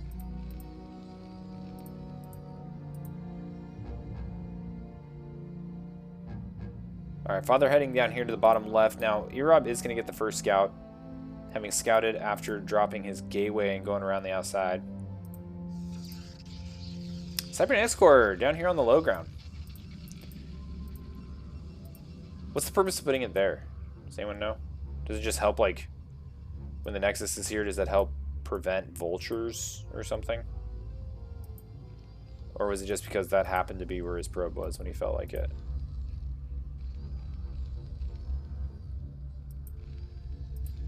Teach me, Protoss players. Alright, so here's that SimCity I was talking about. We are at the point of expanding. But we're doing bunker first. Okay, and that's because Father had just came up into the base, saw the forward. Gateway knows that there's going to be some zealot pressure coming in. And here's the first one now. Knock, knock, knocking on Terran's door. Bringing some SCVs to help in the fight. Body blocking. See, the thing here, the problem is that the zealot got by. Now the bunker is rendered almost useless. Ooh, huge body blocking here by the SCVs. And the zealot goes down. Okay, so now the bunker is useful again. And we're getting the expansion by Terran. Man, these games are bangers. So much fun. I'm still just happy to see that we got an optical flare thrown in an Arbiter earlier. With Radley and Yakub. Oh, Not so sneaky SCV. Might get picked off here by the Dragoon. One more shot. One more shot. Is he going to get it? Oh, the Judad just screwed him up. Pro body block dead. Oh, gosh. I feel like there's a point in skill level where just like workers become so good if you can use them correctly. Is Father going for... Okay, so he's checking for proxies maybe? Good idea, good idea. Love it. Getting that scouting SCV out on the map after the first one was knocked out. Didn't quite make it past this gateway. Everything that he had already seen. I think he might have seen the Nexus going down.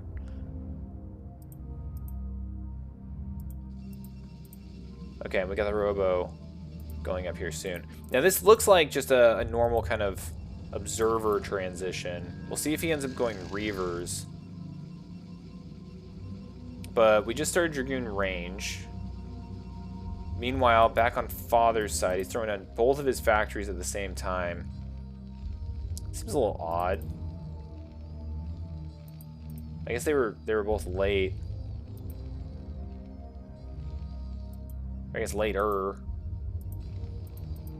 Probably a result of fighting off the Zealot pressure, getting the bunker first, all those things. Engineering bay going down, gonna get those safety turrets. We are getting a shuttle. All right, so shuttle is going up, but we're not seeing any tech go along with it. So we'll see if we do some Zealot bombs. But I'm not seeing DTs, I'm not seeing Reaver. There it is. Okay, so it is gonna be Reaver. All right, so we started the shuttle, getting the robotic support bay, which built mega fast. Holy crap, I don't think I ever truly recognized how fast that thing built.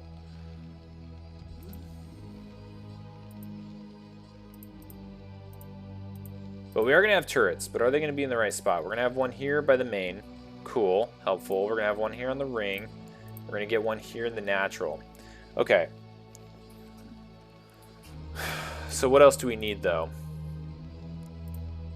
Cat-like reflexes. Yep, definitely something we're going to need. Tank is helpful. We're getting a couple vultures, and we're starting off with speed. Imagine Mines will be falling here shortly unless he wants to get another tank.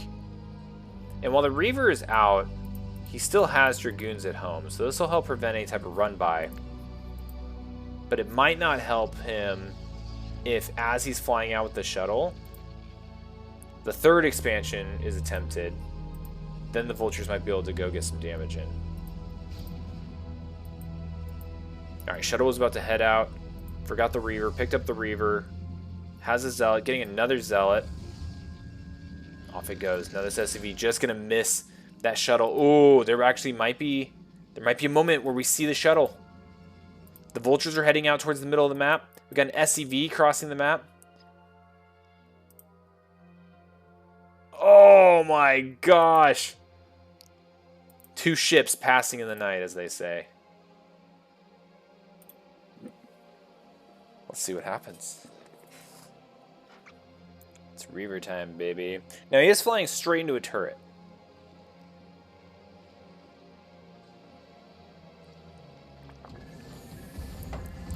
And a second turret. Alright, Zealots are down. We've got tanks back at home. We've got the Scarabs. Why aren't we shooting? Oh, man. Frustrating. Frustrating Reaver. Now, we can probably target these tanks. But, man, do I love it when 4 depots go down at one time. Is what I was going to say.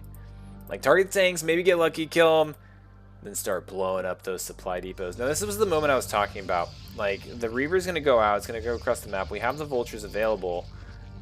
The Dragoons were back home at the natural, but there might have been an opening here at the third.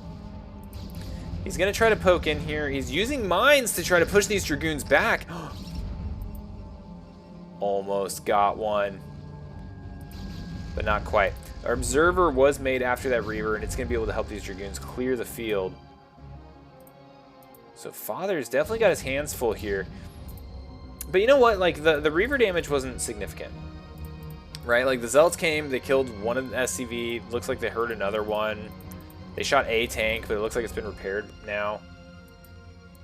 The best thing about the Reaver for Erob is that the Reaver and the Shuttle made it out alive. So, when Father finally decides he wants to push, those Reavers are going to be so handy for Erob on just delaying that army, making its way all the way across the map. He's going to drop the Reaver, he's going to sling some Scarabs, he's going to siege up, he's going to run away. And we're going to see that like 9-12 times by the time it gets across. Now, Vulture's coming up into the third, being annoying, but they're going to get cleaned up. I don't even know if they have mines left. Yeah, they're out of mines, so that's going to get wiped out by our Protoss player. And Father really just, you know, is sitting in make army mode. He is up on workers. Definitely helpful. Getting another turret down here, which I really like, because I was thinking about the turret placement and how there was a little bit of luck there in the sense that the shuttle just barely came in range of this one. And it just barely came in range of this one.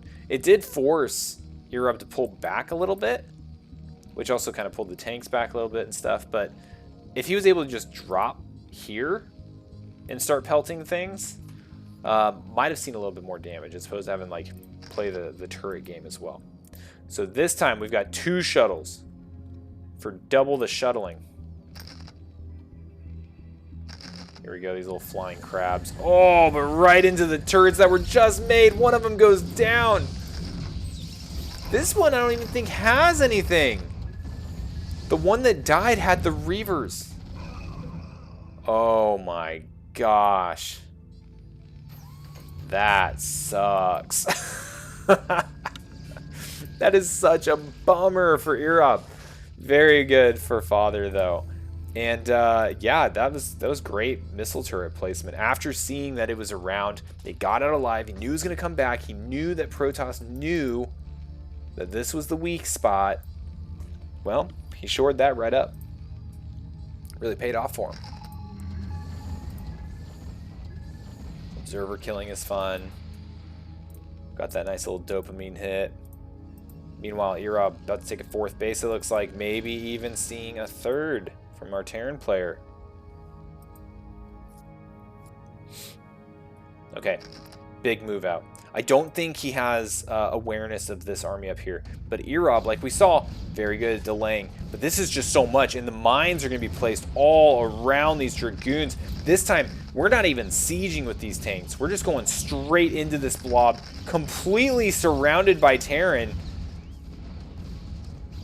And these goons are just going to get whacked. Father up, 120 supply to 100. Oh, kind of, okay. I guess they got a way to kill this SCV. SCV's like, what's the deal, man? It's on a smoke break. Alright, not much back at home for our Protoss player. We do have a DT in the mix. Don't know how we're doing on scan energy. Legs are almost complete as well. So if these tanks come up and they siege, and there's a lot of mines being placed, fast zealots might be able to run, drag some of those up. But, oh, but they're being pulled back, which is probably the right move because this is such a big Terran army at the moment. Oh, we might have some storm though. And you know, I don't think Father has recognized the DT is here yet. Or if he has, there hasn't been a scan. Okay, there's the scan. DT dead. Got it.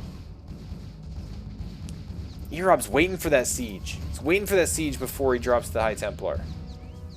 Okay, we've seen a few sieged up. Okay, might drop one here, hit the bridge. The ramp, rather.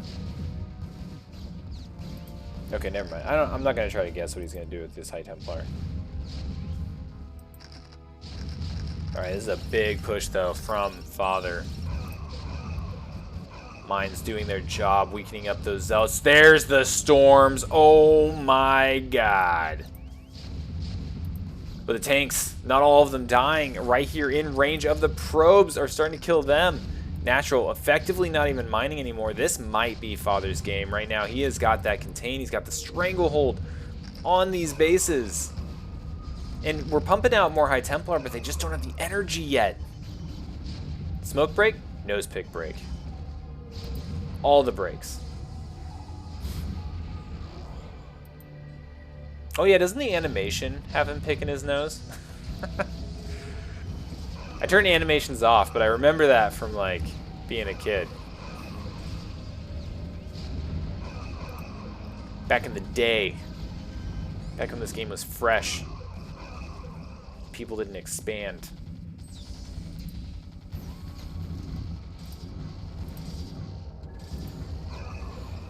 Yeah, that's what I thought. Wow, tank survives. There it is. GG. Erob throws in the towel. What other cliches can we say? The writing was on the wall. He was processing the loss.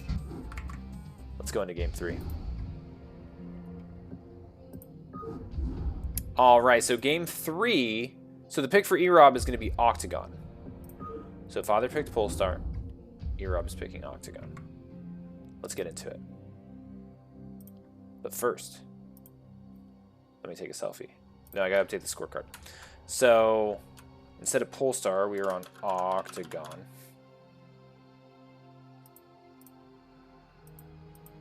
Okay. I actually really like watching TVPs on Octagon because it's a map with so much. Like I've heard it's Terran favored. No, I think it's Protoss favored. I don't know who it's favored, but I know I enjoy watching Terran push through the middle.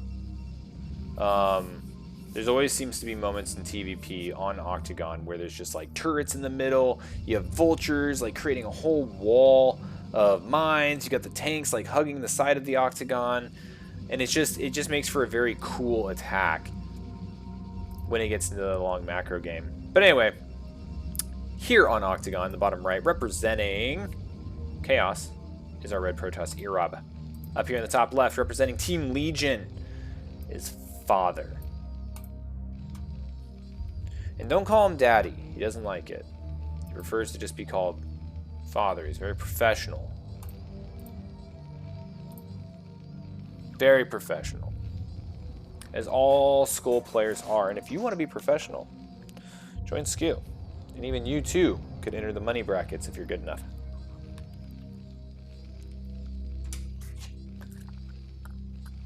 Also, I just noticed, Nightcat, is that a green Squirtle?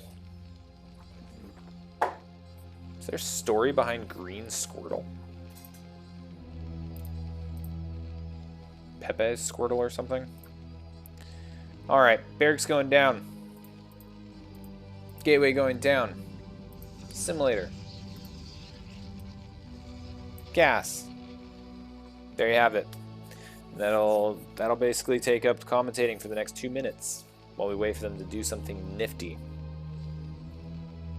Oh, really? It was a limited time emote? Very cool.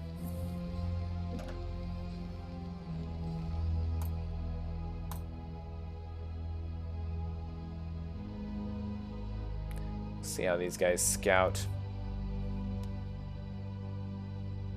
Back to the race favoring on this map.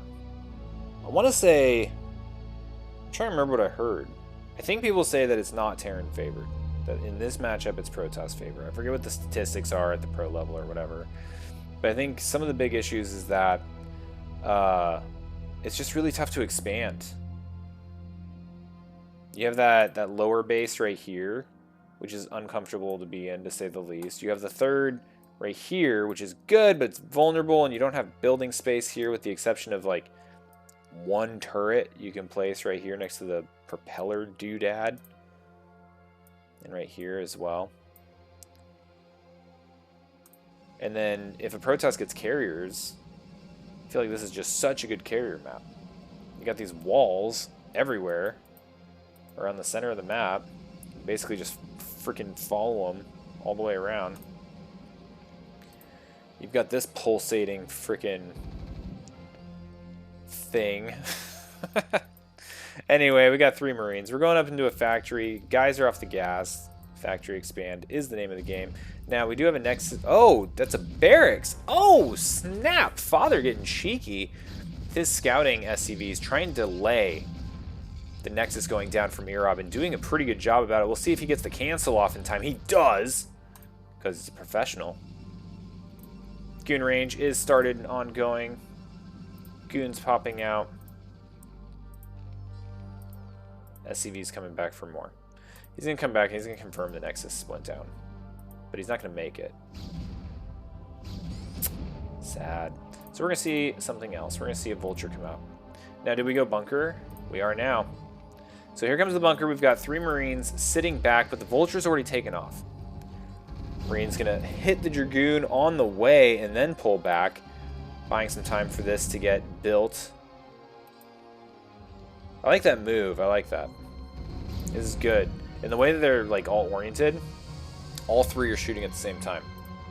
Very clean. I think the Vulture came down here, saw the Nexus was being made. So we're probably going to wait for mines, which are being researched. We'll have Father mine up the map here shortly, no doubt.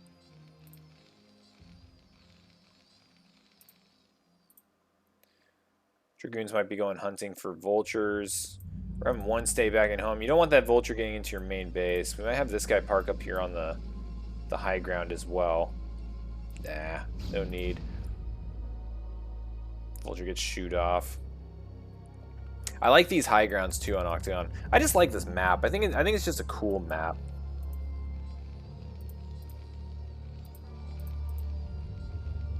Don't like Jane Doe.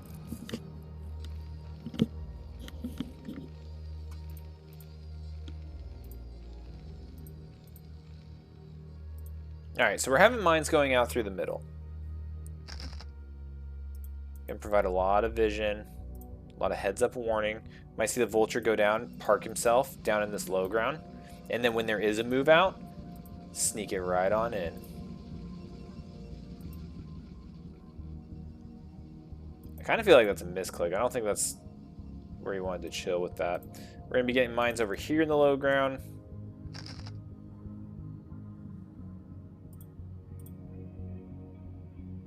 Peek over here, see if third base hasn't started yet. It is a little early, not really one to expect it yet, but this is also going to force Protoss. Ooh, got the goon.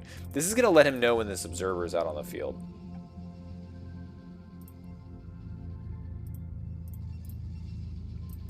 We're at 2 gate, Robo facility. We're going Reaver again. We're going Reaver again. In last game, Irob's Reavers did not get much work done. So we'll see how they can do this time. We already have the eBay. Very similar defense. Got 1 down here in the corner, 1 at the main, 1 at the natural. It's the Father special. All right, Dragoons are out. And as they move out, that's where he's going to go for the raid, just like we were talking. He's going straight into the main base. Some of these still have mines as well. He's going to start mining up in front of the ramp. Oh, if these drags hit the probes. Oh, gets one of the probes and a goon. Oh, and the probes are going down in just bundles. Holy crap. More mines.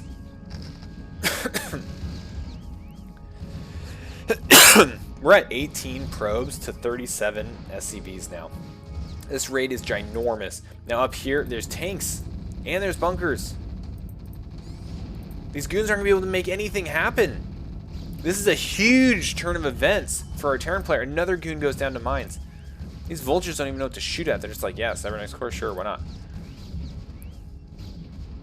Now, this goon's going to prevent them from getting out, right? So they are going to get cleaned up. But we'll see if this mine can get more damage. Oh, my gosh. Do they have any more mines? Almost sneaks one out. They are out of mines. Looking like kills on these. 5 and 2.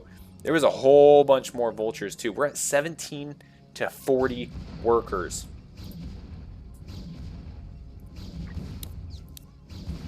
Alright, Vultures are dead. How does Erob do this? What do you do?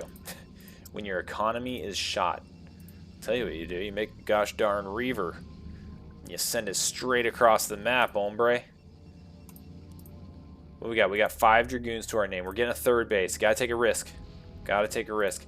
Meanwhile, back here, we're shooting the pulsating thing. We're at 5 tanks. We're still in 2 factories. Here comes the factory explosion. We're getting 2 more, maybe a third. Yeah. So going up to 5 factories. Getting +1. Getting Goliath range. He saw the shuttle when he was in there with the Vultures too. So keep that in mind. And he saw the robotics support bay. So he's thinking Reaver. Not to mention, he just came off a game where a Reaver landed in his base. But he appears to be very well defended from any type of Reaver drive. There might be a way, not even really a way to completely sneak one in back here. Yeah, right now it looks pretty good. Observer's going to come check out, look for weaknesses. Shuttle's going around the right-hand side. It's going to be met by a couple of turrets. I don't think the shuttle's going to be able to get much done here. And it is going to be spotted by Father as well. Ah, I thought he was going to commit. Okay, he just takes one missile and then backs away. Meanwhile, this probe just cannot expand. Stupid mine. And we're building workers. We're up to 28 workers for Protoss. You can see he's got them freaking queued up. Needs those workers.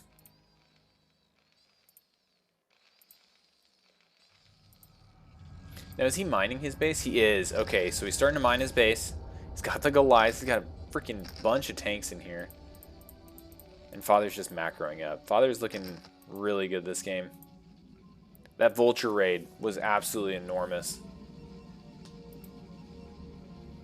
Really forcing Protoss to kind of turtle up. Now, it was still threatening drop... Wait, hold on. Did it die? How did I miss the shuttle dying?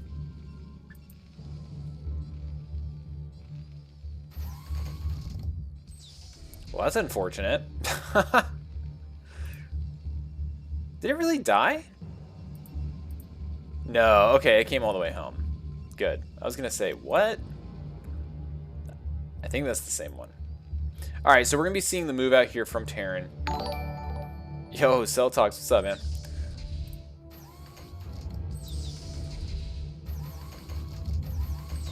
Okay, I like that. The siege right before peeking over the high ground. Then he peeks, and he's good to go. He continues to move. He's bringing some SCVs along. He's going to need those for the turrets. And here we go. Okay, so this is what I was expecting last game. But the Reavers got swag. Oh, no! Dang, you can see that shuttle. Excuse me, you can see that shuttle as well. Erob was doing his darndest to friggin' pick that thing up. Slug didn't want in. And I think Father's push is just going to seal the deal here. Yeah, and Erob sees it. GG, well played. That was another great series. Great TVP. And that's going to bring us to the conclusion of our second series. So let's go ahead. Let's reveal the score. And we're at 2-1-2-1. So far, 2 of our 5 best of 3 series have gone the distance. They've gone to 3 games. And man, have they been good. Let's go into our third one. It's going to be Semi versus Killa Ace. Where's my other screen? There we go. Cool. Let me go ahead and get that set up for everyone. He's Rip. What's up, Zencat? I think I know who you are. Going into Semi versus Killa. Alright, so it's going to be PVZ. Semi representing Legion. Killa representing Chaos. As you can see right here, it's all labeled. It's great. We're going to start off with Polypoid, as we always do. And we're going to have a great time, as we always do.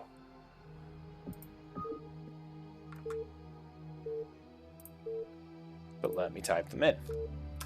So we got Semi. I think there's an H, right? Let's find out. Yeah, it is. Protoss versus Killa Ace. Now, if you've watched any of my casting and have seen Killa Ace matches, you know they can go for a long time sometimes. Alright, so down here, what we've got. Oh, Zencat's Callie. Okay, I actually misguessed who you were then. Okay, so down here in the bottom right, representing Legion, who so far is at 4-2 on our scoreboard, right? We just saw that happen in real time. We got Semi. Down here in the bottom left, representing Chaos, the Zerg Chaos Incarnate himself, Killa Ace. And this is going to kick us off with our first Zerg match of the night.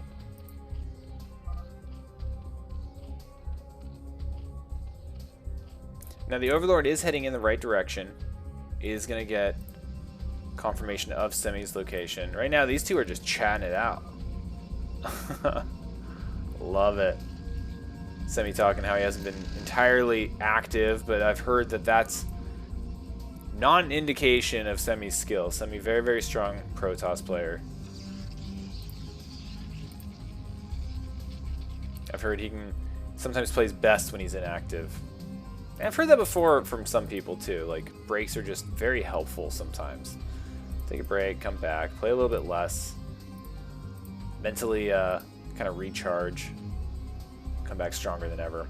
Now, Semi going up to the top right. He's not going to find anything there. We'll see if he ends up seeing this Overlord. We'll see if Killa can keep it hidden as soon as he sees these pylons going down. Now, that's interesting. Okay, so Killa sees the red, and he backs away. Whoops. Now we all see nothing. So this is being powered now by 2 pylons. The forward gate, I think you can still fit the Nexus there. I mean, it's Semi doing it, so I'm sure it's correct. But this was farther back than I expected. Definitely going into an aggressive play. This does not look like... I mean, he might go into a Forge Expand from this. But he's just going to start running Zealots across. Meanwhile, over here on the Zerg base, we do have a hatchery. And we have gone up to 6 Lings. Okay, so 6 Lings are out on the field.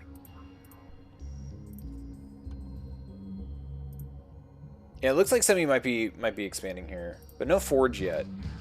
Ooh, Zealot taking a lot of hits. Here comes Killa, about to try to aggro this Zealot down. Second one is back home. Might forego the expansion right now. Probe gets in the main. He's checking. He sees no gas.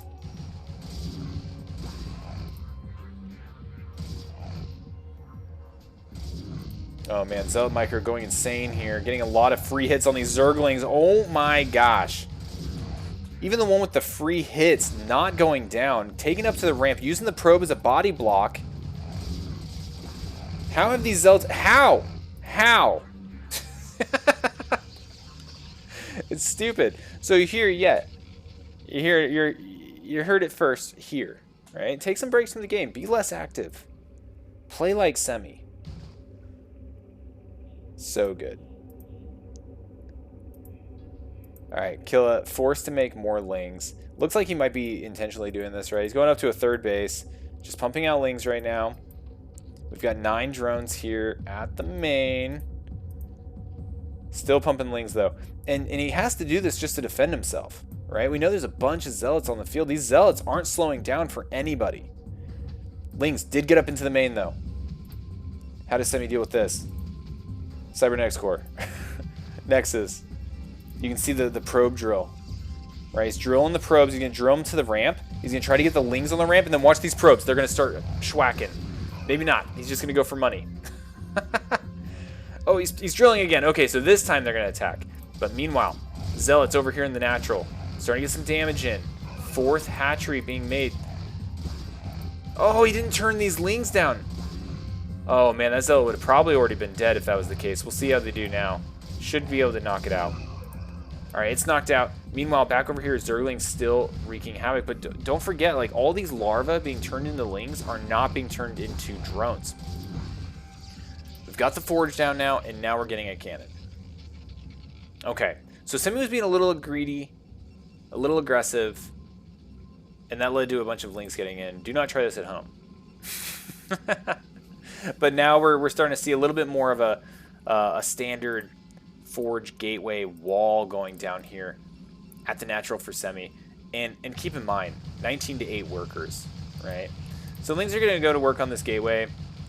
They're going to force the Zealots to kind of come out. Oh, but he draws them in. See that Zealot poke back real quick? And now that the cannon's done, not much that these Lings can do unless he has a lot of them. Let's see what Killa does. Meanwhile, back in the main for Protoss, getting the Stargate. We have the Cybernetics Core already, so that is for the Corsairs that are going to be coming out. And do we have a Hydra Den yet? No Hydra Den. But we do have 4 hatcheries, and now Killa's taking this time. He's got the Zerglings out front to prevent, you know, any type of ridiculous pressure from these Zealots walking out of the Protoss base. He's starting to drone. right? He's droning. He's droning. He needs to get this economy up. He's got the bases, but there's nothing mining, right? So that's what Kill is focusing on at the moment. Still no gases taken. No hydrogen. Just drones. Alright, he's keeping an eye on the front. He sees the forge is spinning. He knows +1's going to be finishing up eventually. He's got to get that Overlord in. He needs to see what's going on. Overlord's going to come in. He's going to see the Citadel, and he's going to get hit by some Corsair action.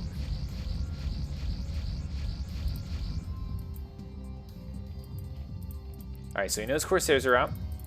Time to get some gas. Time to get something that can shoot up. Oh no, all these Lings are here. Not helping these other ones. They get drawn in. A few of them get shredded by the Zealots, and they run back to the safety of the cannon. Now, we got 5 Zealots moving out. There might be an opportunity here to get a nice surround by Killa. Is he going to be able to do it? We'll see if he just charges in. Oh, there's an opening. Here he goes. Here he goes. Here he goes. Here he goes. Now, there's 2 cannons, which is really tough. Semi, quick on the draw. Gets the probes up on the ramp to body block. Now, this isn't going to stand a chance. Like, these Zerglings are all dead. Very good defense, though. Didn't even really need the probes up here, but that's the proper drill, right? Meanwhile, Corsair's going ham on the Overlords. Keep an eye up here.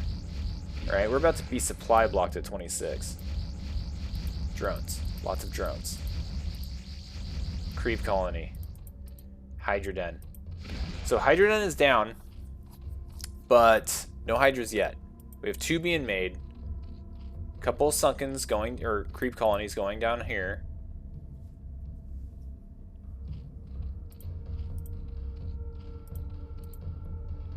This is going to be a big push. This is going to be tough, but look at the Sim City. This is actually really helpful.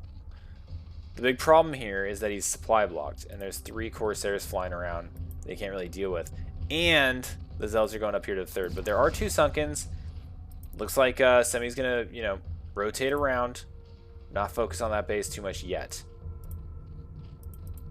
Killa getting his Overlords back up. Now the worker count has spiked for Zerg. We're at 24 to 38 now, which is a lot more healthy. But he lost a lot of Lings, a lot of larvae early on. And you're seeing that delay in some of the tech. Just a couple Hydralisks here to protect his Overlords. And the Corsairs are still just roaming the map, knocking Overlords down. Alright, we're continuing to pump Zealots. We're at 1 gateway, 2 gateway, going up to 4. Looks like Semi might be done with Corsairs. He's already got a bunch of them. He's got 3. So, not a lot. Kind of a minimal amount of Corsairs. Ooh, and he's getting his High Templar and Storm Tech ready. And here we go. Here comes the big Zealot push. These Hydralisks don't stand a chance. Now, the Sim City with the Sunken is very good. The drones are being pulled to fight, but we didn't have a lot of drones to begin with, right? So Semi going to be able to shred a bunch of these drones. We'll say if he stays here and just kills, because I don't think he survives or kills the Sunken with these Hydras popping out. But we will see. He's taking the time with these Corsairs to keep knocking down these Overlords, too. Oh, my gosh. Okay, let's see if Killa can knock out some of these Corsairs while Semi's not looking. Oh, not quite. Yeah, you can see. Okay, Semi regained control, grabbed them, and is going to head up here. Now, there's only a couple Hydralisks, but with 3 Corsairs, you can see how fast they shred Overlords and how not fast a Hydralisk kills a Corsair. Ooh, but a Spore Colony is going to help on the defense here. But right now, we're at 72 to 31 supply. And we've got Storm. We've got Storm. 20 workers for a Zerg player. It's looking a little rough for Killa right now. A little rough. Looks like he might be trying to counter. See what he can get done. See what's happening in the base.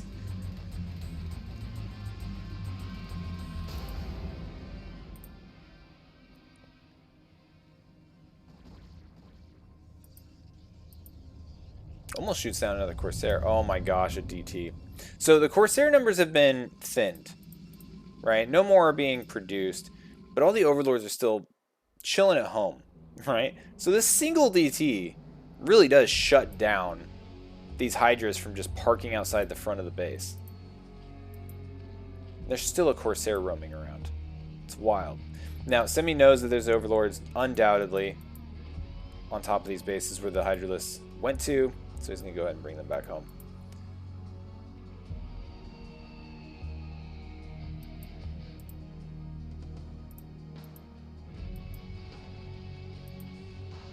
Alright, we are going up to layer.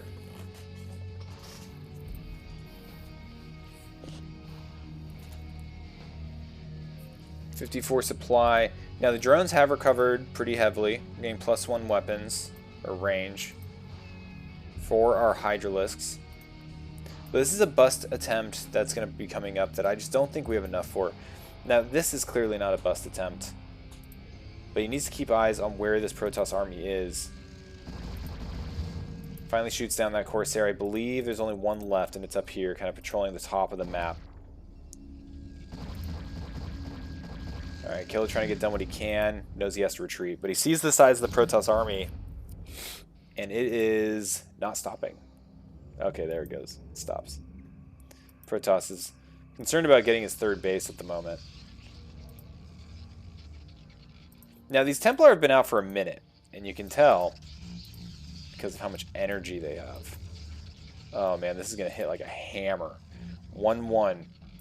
You can see Killa definitely respecting this, throwing Sunkens down everywhere. He's been droning really, really heavily, but he does not have much of a ground army. And no money, like not enough money at the moment to just like slap out a shit ton of Hydralisks. Okay, here comes the initial volley. We'll see if storms start getting dropped, like right here. Oh man, there it is. That allows the Dragoons to move up.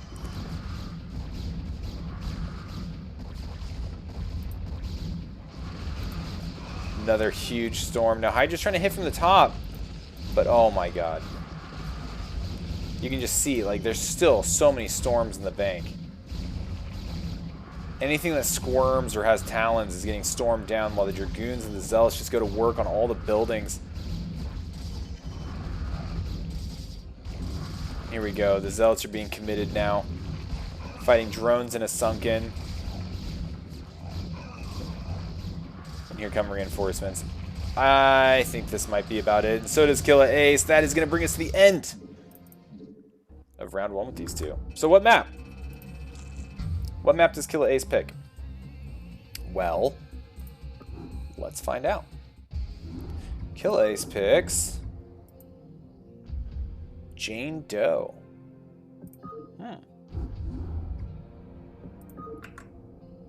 Let's go to Jane Doe for round two.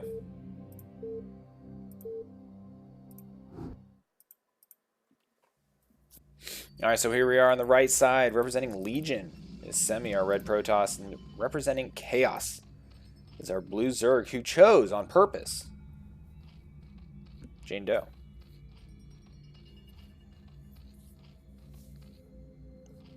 I guess one of the nice things about Jane Doe is that you know exactly where the opponent spawns, right? And of the maps in the map pool, the only two-player maps are Jane Doe and Match Point. And I'm pretty sure Match Point's not a good Zerg map, specifically in ZVP. I actually think...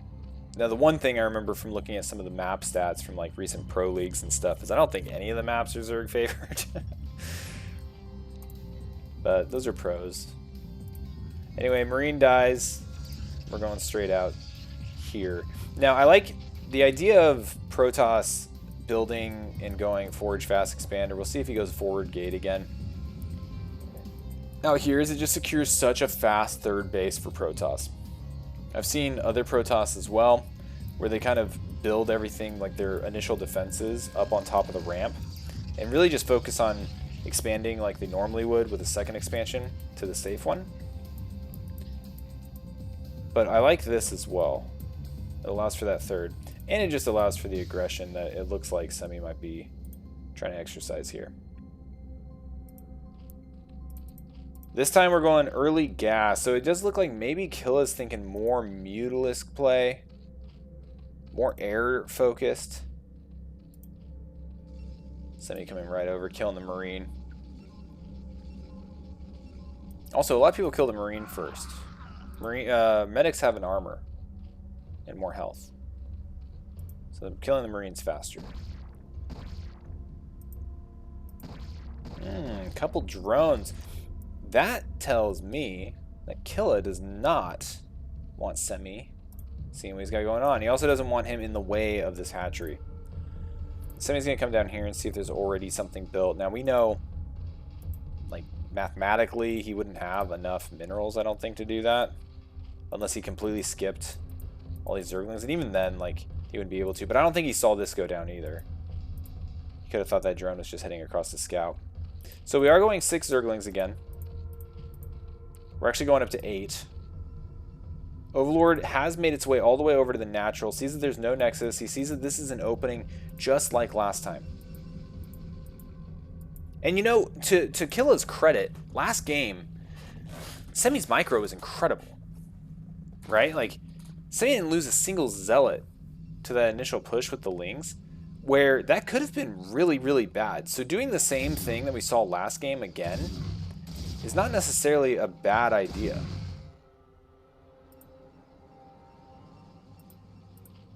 But the build's a little bit different. So I don't think he's going to have quite the Ling power they did last time. Wow, actually, I don't know why. I think I said this was a gas earlier. Obviously, it's a pool. No gas. So this might actually end up being a lot of early Ling pressure. And you can see here with these Lings, he's bringing this Zealot way out of position. That's going to allow him to be really annoying with the rest of the Lings coming in. Ooh, look at this probe drill. It's beautiful. Holy crap, just vaporizes those Lings. Zealot taking the place of the Marine. No more coming in here. He closed the door with that guy.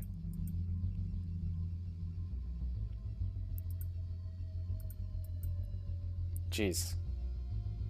I don't think a single Zealot was lost in the making of this video. Yeah, Zencat. I'm tired. I don't know why I thought that was a gas. I think it's just me playing TVZ all the time. I'm like, okay, yeah, he's going early gassed into layer. Alright, so here we are. We got a whole control group of Zerglings. Now we are getting a good initial engagement. So a Zealot does go down, where Semi was, you know, kind of either A moving or just move commanding the Zealots across. Now they're going to come back. Last time what we saw, Forge, Cannon. Just like last time. So this seems to be the sequence of kind of Forge, Fast, Expand that Semi feels really comfortable with. The Zealots are hauling ass, going as fast as their little legs will let them. Got shield battery this time. Ooh, there we go. You can keep these closed forever with that shield battery. I guess not forever, considering the energy is pretty much gone, but he's just buying time for this cannon. Alright, he's trying to drill the probes to the gas. Not quite as effective. Most of them ended up going around this side. But he does fend off the Ling pressure. But it was a little bit... he lost a few more like Zealots than he did last time we saw this go down. And I don't think he's committing as much larva to as many Lings as he did last time. We're also seeing Kill Aces ahead in workers at this point. Whereas last game, he just flooded Lings. He just kept flooding them. This time, not so much.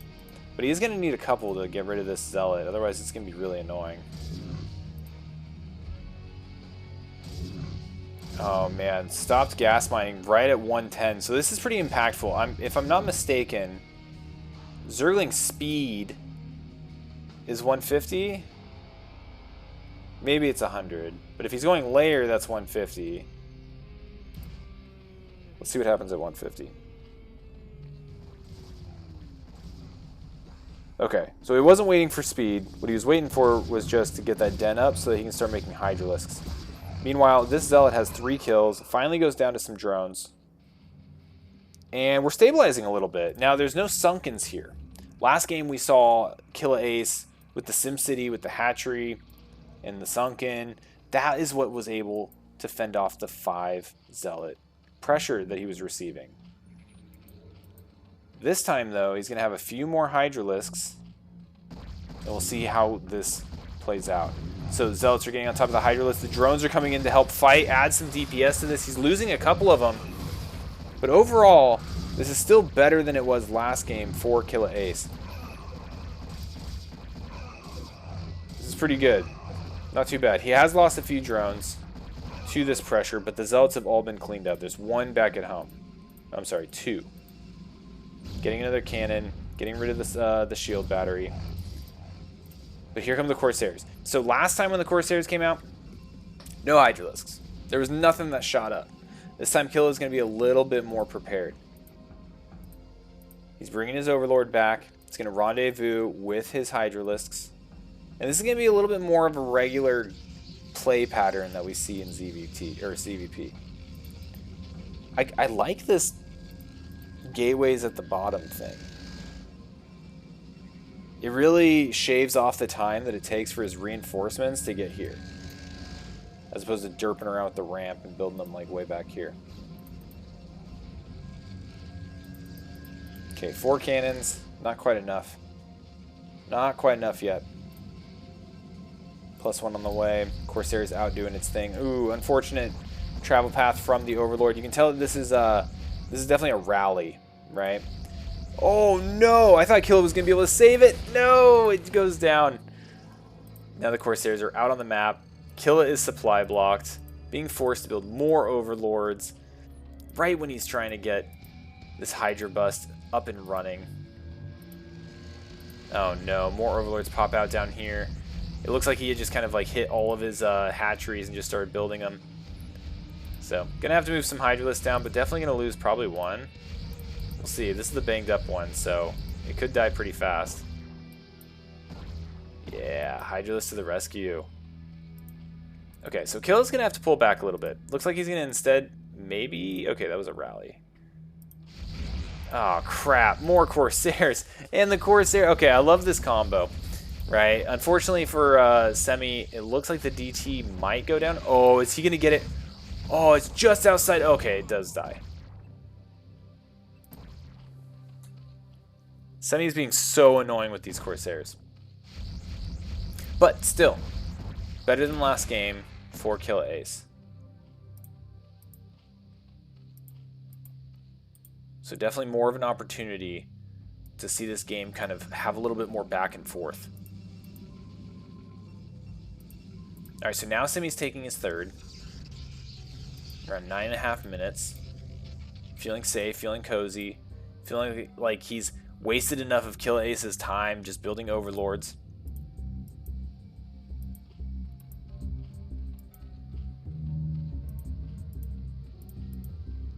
There's still nothing back home. Okay, so we have 3 Hydras here. Because what I'm concerned about is like these Corsairs aren't taken care of yet. Okay, looks like this is the protect the Overlord area.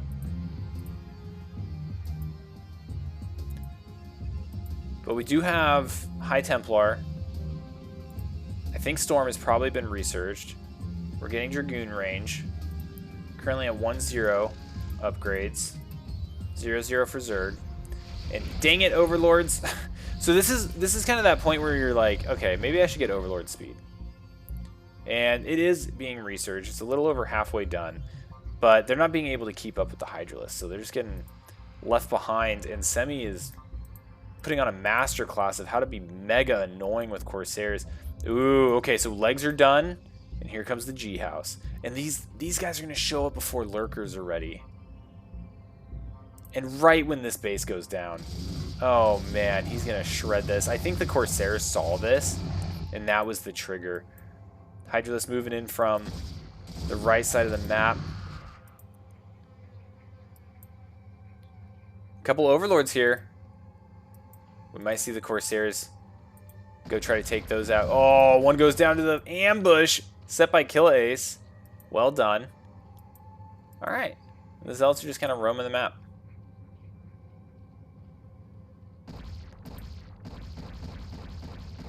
These guys just diving in. A little unfortunate there for Semi. But only loses 2 because, you know, Zealots. They're, like, impossible to kill. Even if you have all the Hydralisks. Okay, so Overlord movement is complete. That's going to be extremely helpful. This is a lot of Zealots, though. And we have Storm. Watch this Storm. Watch it. Watch it. Boom. Okay, good reaction by Killa Ace. He's going to keep trying to bait out these Storms and get some damage on these Zealots. He needs to wear... Oh, nice little wraparound there. He took these Hydralisks, went all the way around to snipe that High Templar. That was beautiful. A lot of energy on that guy.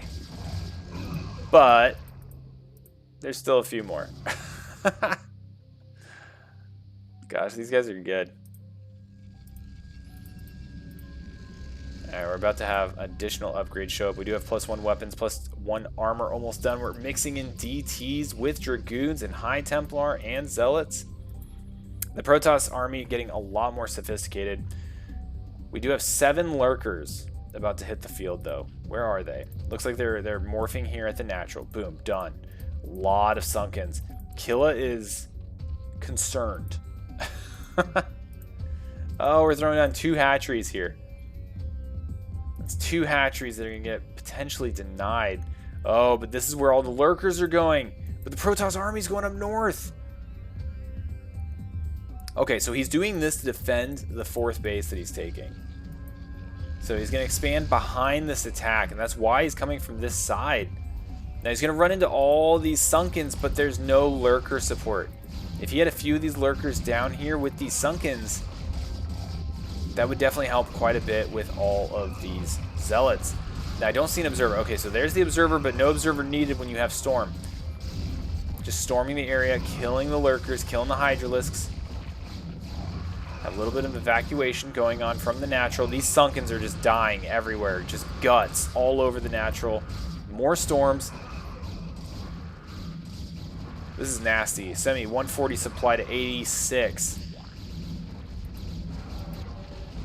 Okay, the rest of the army from the 3rd base is coming down to try to support, but it might be too little too late. And the Lurkers, they don't burrow until they've already taken so much damage.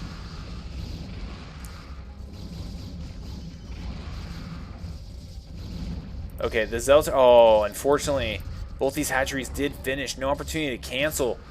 They're going to get schwacked by those Zealots. Okay, more Lurkers. Here we go. Now, we still have Observers, but they're a little far back. They're going to need to be moved forward. And what Killa can do as well, if he needs to, is he can always morph some Lurkers here on the ramp to buy a little bit of time. But Killa sees it. He knows it. Semi takes the series. 2-0.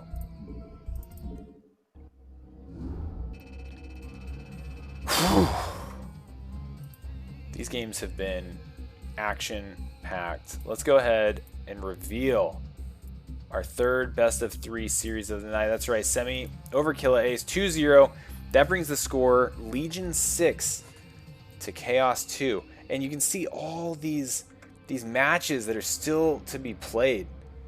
And it's which team can get to 10 first. And right now, right off the rip, Legion is showing up strong, putting the numbers on the board. But hey, check it out. I wanted to get through all these, and I can't get through all these. I'm dying. So this has been fun. That was going to be the last series of the night. We'll come back probably tomorrow. Last time I promised the time, and I showed up like a week later, so I'm not going to promise the time, but I'm going to get through all these this week. That is going to happen. And I may even have some co-casters on some of the other ones. But we'll finish up at least the best of the 3 series tomorrow with Pandora Jedi 1 and Tom and Fire Tip. And then we'll move into the best of 1 series and knock out the rest of them. And we get the whole shebang. We get all the matches from this week. And the best of 1s are always fun.